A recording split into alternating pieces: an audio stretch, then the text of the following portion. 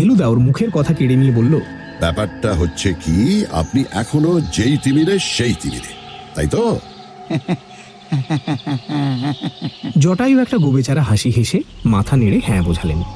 ফেলুদা বলল, আপনার মনের অন্ধকার দূর করা খুব কঠিন নয়, তবে তার আগে গোড়ে লোকটাকে একটু বুঝতে হবে, তাহলেই তার কার্যকলাপটা বোধগম্য হবে। প্রথমেই মনে রাখতে হবে যে সে আসলে স্মাগলার, কিন্তু ভেগ ধরেছে সম্ভ্রান্ত ফিল্ম প্রডিউসারের। আপনার গল্প থেকে সে ছবি করছে। গল্পে আপনি শিবাজি ক্যাসেলে স্মাগলাররা থাকে বলে লিখেছেন। স্বভাবতই গোরে তাতে বিচলিত হয়ে পড়ে। তার মনে প্রশ্ন জাগে, আপনি শিবাজি ক্যাসেল সম্বন্ধে কতদূর কি জানেন, কারণ সে নিজে স্মাগলার আর তার বাসস্থানও শিবাজি ক্যাসেল। লালমোহন গাঙ্গুলি ওরফে জটায়ুর হাতে মিষ্টির বাক্স দেখে বেশ অবাক হলাম। সাধারণত ভদ্রলোক যখন আমাদের বাড়িতে আসেন তখন হাতে ছাতা ছাড়া আর কিছু থাকে না। নতুন বই বেরোলে বইয়ের একটা প্যাকেট থাকে অবশ্য, কিন্তু সে তো বছরে দুবার। আজ একেবারে মির্জাপুর স্ট্রিটের হালের দোকান কল্লোল মিষ্টান্ন ভাণ্ডারের 25 টাকা দামের সাদা কার্ডবোর্ডের বাক্স, সেটা আবার সোনালি ফিতে দিয়ে বাঁধা। বাক্সের দুপাশে নীল অক্ষরে লেখা কল্লোলস 5 মিক্স সুইট মিটস, মানে 5 মিশালি মিষ্টি। বাক্স খুললে দেখা যাবে 5টা খোপ করা আছে, তার এক একটাতে এক এক রকমের মিষ্টি। আর মাঝেরটায় থাকতেই হবে কল্লোলের আবিষ্কার ডায়মন্ডা, মানে হীরের মতো পলকাটার উপর তবক দেওয়া রস ভরা কড়া পাকের সন্দেশ। আহা! কিন্তু এমন বাক্স লালমোহন বাবুর হাতে কেন? আর ওর মুখে এমন কেল্লা ফতে হাসি হাসি ভাবই বা কেন? ভদ্রলোক ঘরে ঢুকে বাক্স টেবিলে রেখে চেয়ারে বসতেই ফেলুদা বলল, বোম্বাইয়ের সুখবরটা বোধহয় আজই পেলেন। লালমোহন বাবু প্রশ্নটা শুনে অবাক হলেও তার মুখ থেকে হাসিটা গেল না, কেবল ভুরু দুটো ওপরে উঠল। কি করে বুঝলেন? সাইরেন বাজার 1 ঘন্টা পরে যখন দেখছি আপনার হাত ঘড়ি বলছে 3:15, তার মানে টাটকা আনন্দের আতিশয্যে ঘড়িটা পড়ার সময় আর ওটার দিকে চাইতেই পারেননি। স্প্রিং গেছে না দম গেছে? লালমোহন বাবু তার নীল র্যাপারের খসে পড়া দিকটা রোমান কায়দায় বাঁ কাঁধের ওপর ফেলে দিয়ে বললেন, 25 চেয়েছিলুম, তা আজ ভোরে ঘুম ভাঙতে চা করে সে টেলিগ্রাম ধরিয়ে দিলে। এই যে, প্রডিউসার উইলিং অফার 10 ফর বোম্বেতে, প্লিজ কেবল কনসেন্ট। আমি রিপ্লাই পাঠিয়ে দিলাম, হ্যাপিলি সেলিং বোম্বেতে ফর 10 টেক ব্লেসিংস। 10,000? ফেলুদার মতো মাথা ঠান্ডা মানুষের পর্যন্ত চোখ গোল গোল হয়ে গেল। 10,000-এ গল্প বিক্রি হয়েছে আপনার? টাকাটা হাতে আসেনি এখনো, ওটা বম্বে গেলে পাবো। আপনি বম্বে যাচ্ছেন? শুধু আমি কেন, আপনারাও, অ্যাট মাই এক্সপেন্স। আপনি ছাড়া তো এই গল্প দাঁড়াতোই না মশাই। কথাটা যে সত্যি সেটা ব্যাপারটা খুলে বললেই বোঝা যাবে। জটায়ুর অনেক দিনের স্বপ্ন যে তার একটা গল্প থেকে সিনেমা হবে। বাংলা ছবিতে পয়সা নেই, তাই হিন্দির দিকেই ওর ঝোঁক বেশি। এবারে তাই কোমর বেঁধে হিন্দি সিনেমার গল্প লেখা শুরু করেছিলেন। বম্বের ফিল্ম লাইনে লালমোহনবাবুর একজন চেনা লোক আছে, নাম পুলক ঘোষাল। আগে গড়পাড়েই থাকতো, লালমোহনবাবু 2টো বাড়ি পরে। কলকাতায় টালিগঞ্জে 3টে ছবিতে সহকারী পরিচালকের কাজ করে রোখের মাথায় বম্বে গিয়ে হাজির হয়। এখন সেখানে সে নিজেই একজন হিট ডিরেক্টর। 3য় পরিচ্ছেদ অবধি গিয়ে গল্প আর এগোচ্ছে না দেখে জটায়ু ফেলুদার কাছে আসেন। ফেলুদা তখনই লেখাটা পড়ে মন্তব্য করে, মাঝপথে আটকে ভালোই হয়েছে মশাই, এ আপনার পণ্ডশ্রম হতো, বোম্বাই নিত না। লালমোহনবাবু মাথা চুলকে বললেন, কি হলে নেবে মশাই বলুন তো? আমি তো ভেবেছিলুম খান কত কারেন্ট হিট ছবি দেখে তারপর লিখব। 2 দিন কি হয়ে দাঁড়ালুম, একদিন তো পকেট মার হলো, একদিন 1.25 ঘন্টা দাঁড়িয়ে জানলা অব্দি পৌঁছে শুনলুম হাউসফুল। বাইরের টিকিট ব্ল্যাক হচ্ছিল মশাই, কিন্তু 12 টাকা খরচ করে শেষটায় কোডোপাইরিন খেতে হবে সেই ভয়ে পিছিয়ে এলুম। শেষে ফেলুদাই বলল যে একটা ছক কেটে দেবে লালমোহনবাবুর জন্য। বলল, আজকাল ডাবল রোলের খুব চল হয়েছে, সেটা জানেন তো? ডাবল রোল যে কি সেটা লালমোহনবাবু জানেনই না। একই চেহারার 2জন নায়ক হয় ছবিতে, সেটা জানেন না? ও মানে যমজ ভাই? তাও হতে পারে, আবার আত্মীয় নয় অথচ চেহারায় মিল, সেটাও হতে পারে। একই চেহারা অথচ একজন ভালো লোক, একজন খারাপ লোক, অথবা একজন শক্ত সমর্থ আর একজন গোবেচারা। সাধারণত এটাই হয়। আপনি একটু নতুন ভাবে এক কাঠি বাড়িয়ে করতে পারেন। একটা ডাবল রোলের বদলে 1 জোড়া ডাবল রোল। 1 নম্বর হিরো আর 1 নম্বর ভিলেন হলো 1 জোড়া, আর 2 নম্বর হিরো 2 নম্বর ভিলেন হলো আরেক জোড়া। এই 2 নম্বর জোড়া যে আছে সেটা গোড়ায় ফাঁস করা হবে না। তারপর বলছিলাম কি, একটু বেশি জটিল হয়ে যাচ্ছে না? 3 ঘন্টার মাল মশলা চাই। আজকাল নতুন নিয়মে খুব বেশি ফাইটিং চলবে না, কাজেই গপ্প অন্যভাবে ফাঁকতে হবে। 1.5 ঘন্টা লাগবে জট পাকাতে, 1.5 ঘন্টা ছাড়াতে। তাহলে আপনি বলছেন ডবল ডলি কার্যসিদ্ধি হয়ে যাবে? তা কেন, আরো আছে, নোট করে নিন। লালমোহনবাবু শুরুত করে বুক পকেট থেকে লাল খাতা আর সোনালী পেন্সিল বার করে ফেললেন। লিখুন, স্মাগলিং চাই। সোনা, হিরে, গাঁজা, চরস যা হোক। 5টি গানের সিচুয়েশন চাই। তার মধ্যে একটি ভক্তিমূলক হলে ভালো। 2টি নাচ চাই। খান 2-3 পশ্চাৎ ধাবন দৃশ্য বা চেজ সিকোয়েন্স চাই। তাতে অন্তত একটি দামি মোটর গাড়ি পাহাড়ের গা গড়িয়ে ফেলতে পারলে ভালো হয়। অগ্নিকাণ্ডের দৃশ্য চাই। নায়কের গার্লফ্রেন্ড হিসেবে নায়িকা এবং ভিলেনের গার্লফ্রেন্ড হিসেবে ভ্যাম্প বা খলনায়িকা চাই। একটি কর্তব্যবোধ সম্পন্ন পুলিশ অফিসার চাই। নায়কের ফ্ল্যাশব্যাক চাই। কমিক রিলিফ চাই। গপ্প যাতে ঝুলে না পড়ে তার জন্য দ্রুত ঘটনা পরিবর্তন ও দৃশ্যপট পরিবর্তন চাই। বার কয়েক পাহাড়ে বা সমুদ্রের ধারে গল্পটাকে নিয়ে ফেলতে পারলে ভালো, কারণ এক নাগাড়ে স্টুডিওর বদ্ধ পরিবেশে শুটিং চিত্র তারকাদের স্বাস্থ্যের পক্ষে হানিকর। বুঝেছেন তো? ঝড়ের মতো লিখতে লিখতে জটায়ু মাথা নেড়ে হ্যাঁ বুঝিয়ে দিলেন। আর সবশেষে এটা একেবারে মাস্ট চাই, হ্যাপি এন্ডিং। তার আগে অবশ্যই বার কয়েক কান্না স্রোত বইয়ে দিতে পারলে শেষটা জমে ভালো। লালমোহনবাবু সেদিনই হাতে ব্যথা হয়ে গিয়েছিল। তারপর গল্প নিয়ে ঝাড়া 2 মাসের ধস্তাধস্তিতে ডান হাতে 2টো আঙুলে কড়া পড়ে গিয়েছিল। ভাগ্যে সেই সময়টা ফেলুদার কলকাতার বাইরে কোনো কাজ ছিল না। কেদার সরকারের রহস্যজনক খুনের তদন্তের ব্যাপারে ওকে সবচেয়ে বেশি দূর যেতে হয়েছিল ব্যারাকপুর, কারণ লালমোহনবাবু সপ্তাহে 2 বার এসে ফেলুদার কাছে ধর্ণা দিচ্ছিলেন। তা সত্ত্বেও জটায়ুর 32 নম্বর উপন্যাস বোম্বাইয়ের বোম্বেটে মহালয়ার ঠিক পরেই বেরিয়ে যায়। আর গল্পটা যেরকম দাঁড়িয়েছিল তা থেকে ছবি করলে, আর যাই হোক, সে ছবি দেখে কোডোপাইরিন খেতে হবে না। হিন্দি ছবির মাল মশলা থাকলেও তাতে হিন্দি ছবির ছেড়ে দেমা কেঁদেবাচি বাড়াবাড়িটা নেই। পাণ্ডুলিপির 1 কপি পুলক ঘোষালকে আগেই পাঠিয়েছিলেন লালমোহনবাবু।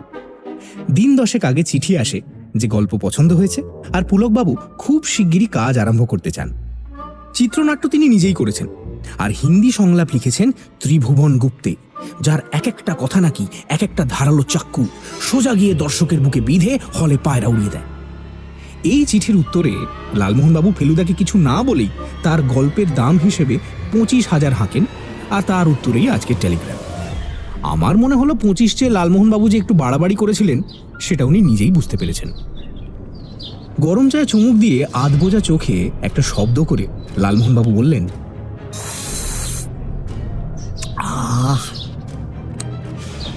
পুলক ছোকরা লিখেছিল যে গল্পটা বিশেষ চেঞ্জ করেনি। মোটামুটি আমি আমরা যা লিখেছিলাম। বহু বচনটা না ব্যবহার করলেই খুশি হব। কিন্তু আহা, শেক্সপিয়ারও তো অন্যের গল্পের সাহায্য নিয়ে নাটক লিখেছে। তা বলে তাকে কি কেউ কখনো আমাদের হ্যামলেট বলতে শুনেছে? কখনো না। উপাদানে আমার কিছুটা কন্ট্রিবিউশন থাকলেও পাচক তো আপনি। আপনার মতো হাতের তার কি আর আমার আছে? লালমোহনবাবু কৃতজ্ঞতায় কান অবধি হেসে বললেন, thank you sir, thank you, thank you sir. যাই হোক, যা বলছিলাম, কেবল একটি মাত্র মাইনার চেঞ্জ করেছি গপ্পে। কিরকম? ওই সে আর বলবেন না মশাই, তাজ্জব ব্যাপার। আপনি শুনলেই বলবেন টেলিপ্যাথি। হয়েছে কি, আমার গল্পে স্মাগলার ঢুন্ডিরাম ধুরন্ধরের বাসস্থান হিসেবে একটা 43 তলা বাড়ির ফ্ল্যাটের আমি উল্লেখ করেছিলাম। আপনি খুঁটিনাটির ওপর নজর দিতে বলেন, তাই বাড়িটার একটা নামও দিয়েছিলাম, শিবাজি কাসল। বোম্বাই তো, তাই মহারাষ্ট্রের জাতীয় বীর পুরুষের নামে বাড়ির নামটা বেশ অ্যাপ্রোপ্রিয়েট হয়েছিল। উমা, পুলক লিখলে ওই নামে নাকি সত্যি একটা উঁচু ফ্ল্যাট বাড়ি আছে, আর তাতে নাকি ও ছবির প্রডিউসার নিজেই থাকেন। বলুন মশাই, একে টেলিপাতি ছাড়া আপনি কি বলবেন? কুংফু থাকছে না বাদ? আমরা 3 জনে একসঙ্গে এন্টার দ্য ড্রাগন দেখার পর থেকেই লালমোহনবাবুর মাথায় ঢুকেছিল যে গল্পে কুংফু ঢুকাবেন। ফেলুদার প্রশ্নের উত্তরে লালমোহনবাবু বললেন, আলবাত থাকছে। আরে মশাই, সেটার কথা আমি আলাদা করে জিজ্ঞেসও করেছিলাম। তাতে লিখেছে ম্যাড্রাস থেকে স্পেশালি কুংফুর জন্য ফাইট মাস্টার আসছে। বলে কিনা হংকং ট্রেন্ড। শুটিং শুরু কবে? সেইটা জিজ্ঞেস করে আজ একটা চিঠি লিখছি। জানার পর আমাদের যাবার তারিখটা ফিক্স করব। আমাদের থোড়ি মানে আমার গল্পের শুটিং শুরু হবে, আর আমরা সেখানে থাকবো না, সে কি করে হয় মশাই? ডায়মন্ড এর আগেও খেয়েছি, কিন্তু আজকে যতটা ভালো লাগলো তেমন আর কোনোদিন লাগেনি। পরে রবিবার আবার জটায়ুর আবির্ভাব। ফেলুদা আগে থেকেই ঠিক করে রেখেছিল যে ভদ্রলোককে অর্ধেক খরচ অফার করবে, কারণ ওর নিজের হাতেও সম্প্রতি কিছু টাকা এসেছে। শুধু কেস থেকে নয়, গত 3 মাসে ও 2টো ইংরেজি বই অনুবাদ করেছে। 19 শতাব্দীর 2জন বিখ্যাত পর্যটকের ভ্রমণ কাহিনী, দুটোই ছাপা হচ্ছে, আর দুটো থেকেই কিছু আগাম টাকাও ফেলুদা পেয়েছে। এর আগেও অবসর সময় ফেলুদাকে মাঝে মাঝে লিখতে দেখেছি, কিন্তু আদা নুন খেয়ে লিখতে লাগা এই প্রথম। লালমোহনবাবু অবশ্য ফেলুদার প্রস্তাব এক কথায় উড়িয়ে দিলেন, বললেন, খেপেছেন মশাই, লেখার ব্যাপারে আপনি এখন আমার গাইড অ্যান্ড গডফাদার। এটা হলো আপনাকে আমার সামান্য দক্ষিণা। এই বলে পকেট থেকে 2টো প্লেনের টিকিট বার করে টেবিলের ওপর রেখে দিলেন। তারপর বললেন, আয়, মঙ্গলবার সকাল 10:45 ফ্লাইট, 1 ঘন্টা আগে রিপোর্টিং টাইম। আমি সোজা দমদমে গিয়ে আপনাদের জন্য ওয়েট করব। শুটিং আরম্ভ হচ্ছে কবে? বৃহস্পতিবার, একেবারে ক্লাইম্যাক্স। সেই ট্রেন, মোটর আর ঘোড়ার ব্যাপারটা। এছাড়াও জটায়ু আরেকটা খবর দিলেন। কাল সন্ধেবেলা আর এক ব্যাপার মশাই। এখানকার এক ফিল্ম প্রডিউসার, ওই ধর্মতলায় আপিস, আমার পাবলিশারের কাছ থেকে ঠিকানা জোগাড় করে সোজা আমার বাড়িতে গিয়ে হাজির। বুঝুন, সেও বোম্বাইয়ের বোম্বেতে ছবি করতে চায়, বলে বাংলায় হিন্দি টাইপের ছবি না করলে আর চলছে না।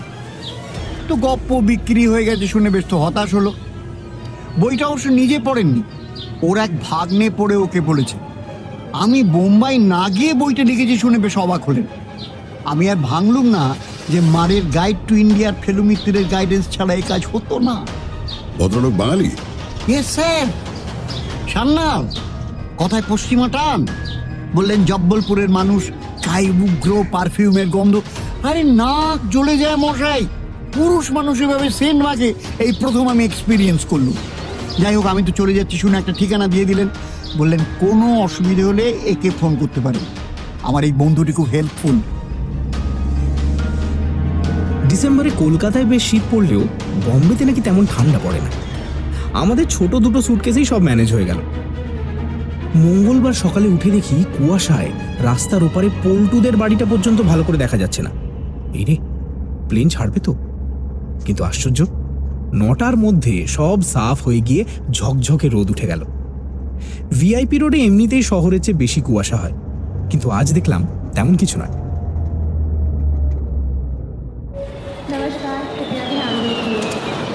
এয়ারপোর্টে যখন পৌঁছলাম তখন প্লেন ছাড়তে 50 মিনিট বাকি। লালমোহনবাবু আগেই হাজির, এমনকি বোর্ডিং কার্ডও দেখলাম ওর পকেট থেকে উঁকি মারছে। বললেন, কিছু মনে করবেন না ফেলুবাবু, লম্বা কিউ দেখে ভাবলুম যদি জানলার ধারে সিটটা না পাই, তাই আগে ভাগে সেরে রাখলুম। এই ছিল, দেখুন হয়তো দেখবেন কাছাকাছি সিট পেয়ে গেছেন। আপনার হাতে ওটা কি? কি বই কিনলেন? লালমোহনবাবুর বগলে একটা ব্রাউন কাগজের প্যাকেট দেখে আমার মনে হয়েছিল উনি নিজের বই সঙ্গে নিয়ে যাচ্ছেন ওখানে কাউকে দেবেন বলে। ফেলুদার প্রশ্নের জবাবে ভদ্রলোক বললেন, কিনবো কি মশাই? সেই সান্না, সেই দিন যার কথা আমি বলেছিলুম, সে দিয়ে গেল এই জাস্ট মিনিট 10 আগে। উপহার? নো স্যার, বম্বে এয়ারপোর্টে লোক এসে নিয়ে যাবে, আমার নাম ধাম তাকে জানিয়ে দিয়েছেন। কোনো এক আত্মীয়ের কাছে যাবে নাকি এই বই। ইয়ে বেশ একটা অ্যাডভেঞ্চারের গন্ধ পাচ্ছেন না? পাওয়া মুশকিল, কারণ ভারত কেমিক্যালসের গুলবাহারের সেন্টের গন্ধ আর সব গন্ধকে ম্লান করে দিয়েছে। গন্ধটা আমিও পেয়েছিলাম। সান্নাল মশাই এমনই সেন্ট মাখেন যে তার সুবাস এই প্যাকেটে পর্যন্ত লেগে রয়েছে। যা বলেছেন স্যার। তবে অনেক সময় শুনেছি এইভাবে লোকে উল্টোপাল্টা জিনিসও নাকি চালান করে দেয়। সে তো বটেই, বুকিং কাউন্টারে তো নোটিশই লাগানো আছে যে অচেনা লোকের হাত থেকে চালান দেওয়ার জন্য কোনো জিনিস নেওয়াটা বিপজ্জনক। অবশ্যই ভদ্রলোককে টেকনিক্যালি ঠিক অচেনা বলা চলে না, আর প্যাকেটটাও যে বইয়ের সেটা সন্দেহ করার কোনো কারণ দেখছি না। কাজেই Ladies and gentlemen, this is your Captain Abhijit Datta speaking. We're currently cruising at 25,000 feet above Nagpur and are on our final approach to Santa Cruz International Airport. We request that you remain seated, fasten your seatbelts, and please observe the no smoking sign. Thank you. প্লেনে তিনজনে পাশাপাশি জায়গা পেলাম না। লালমোহনবাবু আমাদের তিনটে সারি পেছনে জানলার ধারে বসলেন। ফ্লাইটে বলবার মতো তেমন কিছুই ঘটেনি। কেবল লাউড স্পিকারে ক্যাপ্টেন দত্ত যখন বলছেন যে আমরা নাগপুরের উপর দিয়ে যাচ্ছি, তখন পেছনে ফিরে দেখি লালমোহনবাবু সিট ছেড়ে উঠে প্লেনের লেজের দিকটায় চলেছেন। শেষটা একজন এয়ার হোস্টেস ওকে থামিয়ে উল্টো দিকে দেখিয়ে দিতে ভদ্রলোক আবার সারা পথ হেঁটে সোজা পাইলটের দরজা খুলে ককপিটে ঢুকে তক্ষুনি বেরিয়ে এসে জিপ কেটে বাঁ দিকের দরজা দিয়ে বাথরুমে ঢুকলেন। নিজে সিটে ফেরার পথে আমার উপর ঝুঁকে পড়ে কানে ফিসফিস করে বলে গেলেন, আমার পাশের লোকটিকে এক ঝলক দেখে নাও, হাইজ্যাকার হলে আশ্চর্য হব না। মাথা ঘুরিয়ে দেখে বুঝলাম জটায়ু অ্যাডভেঞ্চারের জন্য একেবারে হন্যে হয়ে না থাকলে ওরকম নিরীহ নেই থুতনি মানুষটাকে কখনো হাইজ্যাকার ভাবতেন না।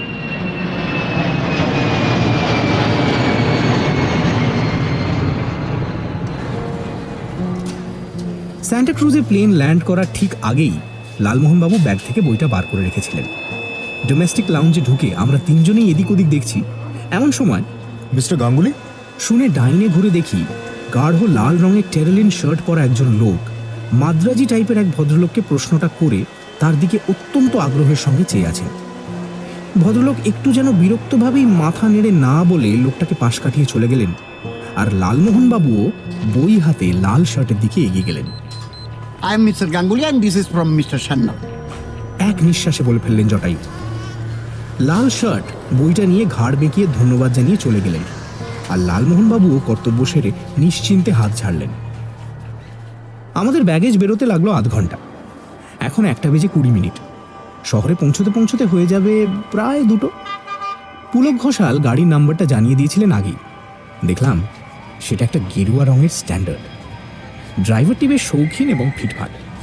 হিন্দি ছাড়া ইংরেজিটাও মোটামুটি জানে। কলকাতা 3 জন অচেনা লোকের জন্য ভাড়া খাটতে হচ্ছে বলে কোনো রকম বিরক্তির ভাব দেখলাম না, বরং লালমোহনবাবুকে যেরকম একটা সেলাম ঠুকলো তাতে মনে হলো কাজটা পেয়ে সে একেবারে কৃতার্থ। ড্রাইভারই খবর দিল যে শহরের ভেতরেই শালিমার হোটেলে আমাদের থাকার বন্দোবস্ত হয়েছে, আর পুলকবাবু বিকেল 5:30টার সময় হোটেলে এসে আমাদের সঙ্গে দেখা করবেন। গাড়ি আমাদের জন্য রাখা থাকবে, আমরা যখন খুশি যেখানে ইচ্ছে যেতে পারি। ফেলুদা অবশ্য এখানে আসবার আগে ওর অভ্যেস মতো বম্বে সম্বন্ধে পড়াশুনো করে নিয়েছে। ও বলে কোনো নতুন জায়গায় আসার আগে এই জিনিসটা করে না নিলে নাকি সেই জায়গা দূরেই থেকে যায়। মানুষের যেমন একটা পরিচয় তার নামে, একটা চেহারায়, একটা চরিত্রে, আর একটা তার অতীত ইতিহাসে, ঠিক তেমনই নাকি শহরেরও। বম্বে শহরের চেহারা আর চরিত্র এখনো ফেলুদার জানা নেই, তবে এটা জানে যে শালিমার হোটেল হলো কেমস কর্নারের কাছে। আমাদের গাড়ি হাইওয়ে দিয়ে গিয়ে একটা বড় রাস্তায় পড়ার সঙ্গে সঙ্গে ফেলুদা ড্রাইভারকে উদ্দেশ্য করে বলল, वो जो टैक्सी है ना MRP 3538 उसके पीछे पीछे चलिए। কি ব্যাপার মশাই? ये একটা সামান্য কৌতূহল। আমাদের গাড়ি একটা স্কুটার আর 2টো অ্যাম্বাসেডারকে ছাড়িয়ে ফিয়ার ট্যাক্সিটার ঠিক পেছনে এসে পড়ল। এবার ট্যাক্সিটার পেছনের কাঁচ দিয়ে দেখলাম ভেতরে বসা লাল টেরেলিনের শার্ট। একটু যেন বুকটা কেঁপে উঠল। কিছুই হয়নি। কেন যে ফেলুদা ট্যাক্সিটাকে ধাওয়া করেছে তাও জানি না, তবু ব্যাপারটা আমার হিসেবের বাইরে বলেই যেন একটা রহস্য আর একটা অ্যাডভেঞ্চারের ছোঁয়া লাগলো। লালমোহনবাবু অবশ্য আজকাল ধরেই নিয়েছেন যে ফেলুদার সব কাজের মানে জিজ্ঞেস করে সব সময় সঠিক উত্তর পাওয়া যাবে না, যথাসময় আপনা থেকেই সেটা জানা যাবে। আমাদের গাড়ি দিব্যি ট্যাক্সিটাকে চোখে রেখে চলেছে। আমরাও নতুন শহরের রাস্তাঘাট লোকজন দেখতে দেখতে চলেছি। একটা জিনিস বলতেই হবে, হিন্দি ছবির এত বেশি আর এত বড় বড় বিজ্ঞাপন আর কোনো শহরের রাস্তায় দেখিনি। লালমোহনবাবু কিছুক্ষণ ধরে ঘাড় ফিরিয়ে ফিরিয়ে সেগুলো দেখে বললেন, সবাইয়ের নামই তো দেখছি, অথচ কাহিনীকারের নামটা কেন চোখে পড়ছে না? এরা কি গপ্প লেখায় না কাউকে দিয়ে? গপ্প লেখক হিসেবে নাম যদি আশা করেন তাহলে বম্বে আপনার জায়গা নয়। এখানে গপ্প লেখা হয় না, গপ্প তৈরি হয়, ম্যানুফ্যাকচার হয়। যেমন বাজারের আর 5টা জিনিস ম্যানুফ্যাকচার হয়, ঠিক তেমনি লাক্স সাবান কে তৈরি করেছে তার নাম কি কেউ জানে? হ্যাঁ, কোম্পানির নামটা হয়তো জানে। টাকা পাচ্ছেন, ব্যাস মুখটি বন্ধ করে বসে থাকুন, সম্মানের কথা ভুলে যান। তাহলে মান হলো গিয়ে বেঙ্গলে, আর বম্বেতে হচ্ছে মানি। হক কথা। ফেলুদা যে এলাকাটাকে মহালক্ষ্মী বলে বলল, সেটা ছাড়িয়ে কিছু দূর গিয়ে আমাদের মার্কা মারা ট্যাক্সিটা একটা ডান দিকের রাস্তা ধরল। আমাদের ড্রাইভার বলল যে শালিমার হোটেল যেতে হলে আমাদের সোজাই যাওয়া উচিত। আব দাঁড়িয়ে চালিয়ে। ডান দিকে ঘুরে মিনিট দুয়েক যেতেই দেখলাম ট্যাক্সিটা বাঁ দিকে একটা গেটের ভেতরে ঢুকে গেল। ফেলুদার নির্দেশে আমাদের গাড়ি গেটের বাইরেই থামল। আমরা তিনজনই গাড়ি থেকে নামলাম, আর নামার সঙ্গে সঙ্গেই লালমোহনবাবু একটা অদ্ভুত শব্দ করলেন। কারণটা পরিষ্কার, আমরা একটা বিরাট ঢ্যাঙা বাড়ির সামনে দাঁড়িয়েছি। তার 3 তলার হাইটে বড় বড় উঁচু উঁচু কালো অক্ষরে ইংরেজিতে লেখা শিবাজি কাসল। নামটা দেখে আমার এত অবাক লাগলো যে কিছুক্ষণ কোনো কথাই বলতে পারলাম না। ও মশাই, এই যে টেলিপাথি ঠাকুর দাদা। ফেলুদা চুপ। দেখলাম ও শুধু বাড়িটাই দেখছে না, তার আশপাশটাও দেখছে। বাঁদিকে পরপর অনেকগুলো বাড়ি, আর তার কোনোটাই 20 তলার কম না। ডান দিকের বাড়িগুলো নিচু আর পুরনো, আর সেগুলোর ফাঁক দিয়ে পেছনে সমুদ্র দেখা যাচ্ছে। আমাদের ড্রাইভার একটু যেন অবাক হয়ে আমাদের হাবভাব লক্ষ্য করছিল। ফেলুদা তাকে অপেক্ষা করতে বলে সোজা গেটের ভেতর দিয়ে ঢুকে গেল। আমি আর লালমোহনবাবু বোকার মতো দাঁড়িয়ে রইলাম। মিনিট 3 পরেই ফেলুদা বেরিয়ে এলো। চলিয়ে শালিমার হোটেল। আমরা আবার রওনা দিলাম। ফেলুদা একটা সিগারেট ধরিয়ে বলল, খুব সম্ভবত 17 ফ্লোরে, অর্থাৎ 18 তলায় গেছে আপনার বইয়ের প্যাকেট। আরে আপনি যে ভেল কি দেখালেন মশাই? এই 3 মিনিটের মধ্যে অত বড় বাড়ির কোন তলায় গেছে লোকটা সেটা জেনে বলে দিলেন। 18 তলায় গেছে কিনা জানবার জন্য 18 তলায় ওঠার দরকার হয় না লালমোহনবাবু। 1 তলার লিফটের মাথার উপরে বোর্ডে নম্বর লেখা থাকে।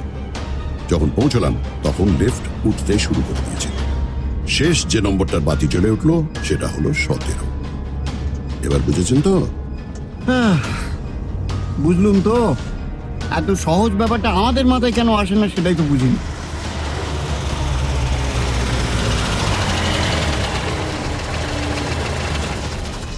পাঁচ মিনিটের মধ্যেই শালিমার হোটেলে পৌঁছে গেলাম। ফেলুদার আমার জন্য 5 তলা একটা ডাবল রুম, আর লালমোহনবাবুর জন্য ওই একই তলায় আমাদের উল্টো দিকে একটা সিঙ্গেল। আমাদের ঘরটা রাস্তার দিকে, জানলা দিয়ে নিচে চাইলেই অবিরাম গাড়ির স্রোত, আর সামনের দিকে চাইলে দুটো ঢ্যাঙা বাড়ির ফাঁক দিয়ে দূরে সমুদ্র। বম্বে যে একটা গমগমে শহর সেটাই ঘরে বসেই বেশ বোঝা যায়। খিদে পেয়েছিল প্রচণ্ড। হাত মুখ ধুয়ে তিনজনে গেলাম হোটেলেরই দোতলায় গুলমার্গ রেস্তোরাঁ। লালমোহনবাবুর ঠোঁটে ডগায় যে প্রশ্নটা এসে আটকে ছিল সেটা খাবারের অর্ডার দিয়েই তিনি করে ফেললেন। আপনিও তাহলে অ্যাডভেঞ্চারের গন্ধ পাচ্ছেন ফেলুবাবু? ফেলুদা সরাসরি উত্তর না দিয়ে একটা পাল্টা প্রশ্ন করল। লোকটা আপনার হাত থেকে বইটা নিয়ে কি করলো সেটা লক্ষ্য করেছিলেন? কেন? চলে গেল। ওই তো, কেবল মোটা জিনিসটাই দেখেছেন, সূক্ষ্ম জিনিসটা চোখে পড়েনি। লোকটা খানিক দূরে গিয়েই পকেট থেকে খুচরো পয়সা বার করেছিল। টেলিফোন। Very good Topshe. আমার বিশ্বাস লোকটা এয়ারপোর্টের পাবলিক টেলিফোন থেকে শহরে ফোন করে। তারপর আমরা যখন আমাদের মালের জন্য অপেক্ষা করছিলাম তখন লোকটাকে আবার দেখতে পাই। কিন্তু কোথায়? আমরা যেখানে দাঁড়িয়েছিলাম তার ঠিক বাইরেই প্রাইভেট গাড়ি দাঁড়াবার জায়গা, মনে পড়ছে? হ্যাঁ হ্যাঁ হ্যাঁ, রাইট রাইট। লোকটা একটা নীল অ্যাম্বাসেডারে ওঠে, ড্রাইভার ছিল। 5-7 মিনিট চেষ্টা করেও গাড়িটা স্টার্ট নেয় না। লোকটা গাড়ি থেকে নেমে এসে ড্রাইভারের ওপর তম্বি করে। কথা না শুনলেও ভাবভঙ্গিতে সেটা পরিষ্কার বোঝা যাচ্ছিল। তারপর লোকটা গাড়ির আশা ছেড়ে চলে যায়। ট্যাক্সি নিতে? এক্স্যাক্টলি। তাতে কি বোঝা যায়? লোকটা ব্যস্ত, বিতি ব্যস্ত, মানে লোকটা তাড়া ছিল। গুড। দৃষ্টি আর মস্তিষ্ক এই দুটোকে সজাগ রাখলে অনেক কিছুই অনুমান করা যায় লালমোহন বাবু। কাজেই আমি যে ট্যাক্সিটাকে ফলো করেছিলাম তার পেছনে একটা কারণ ছিল। কি মনে হচ্ছে বলুন তো আপনার? এখনো কিছুই মনে হচ্ছে না, শুধু একটা খটকা। এরপরে আমরা এই ব্যাপারটা নিয়ে আর কোনো কথা বলিনি। 5টা নাগাদ বিশ্রাম করে লালমোহনবাবু আমাদের ঘরে এলেন। তিনজনে বসে চা আনিয়ে খাচ্ছি, এমন সময় দরজায় টোকা। আমি গিয়ে দরজাটা খুললাম।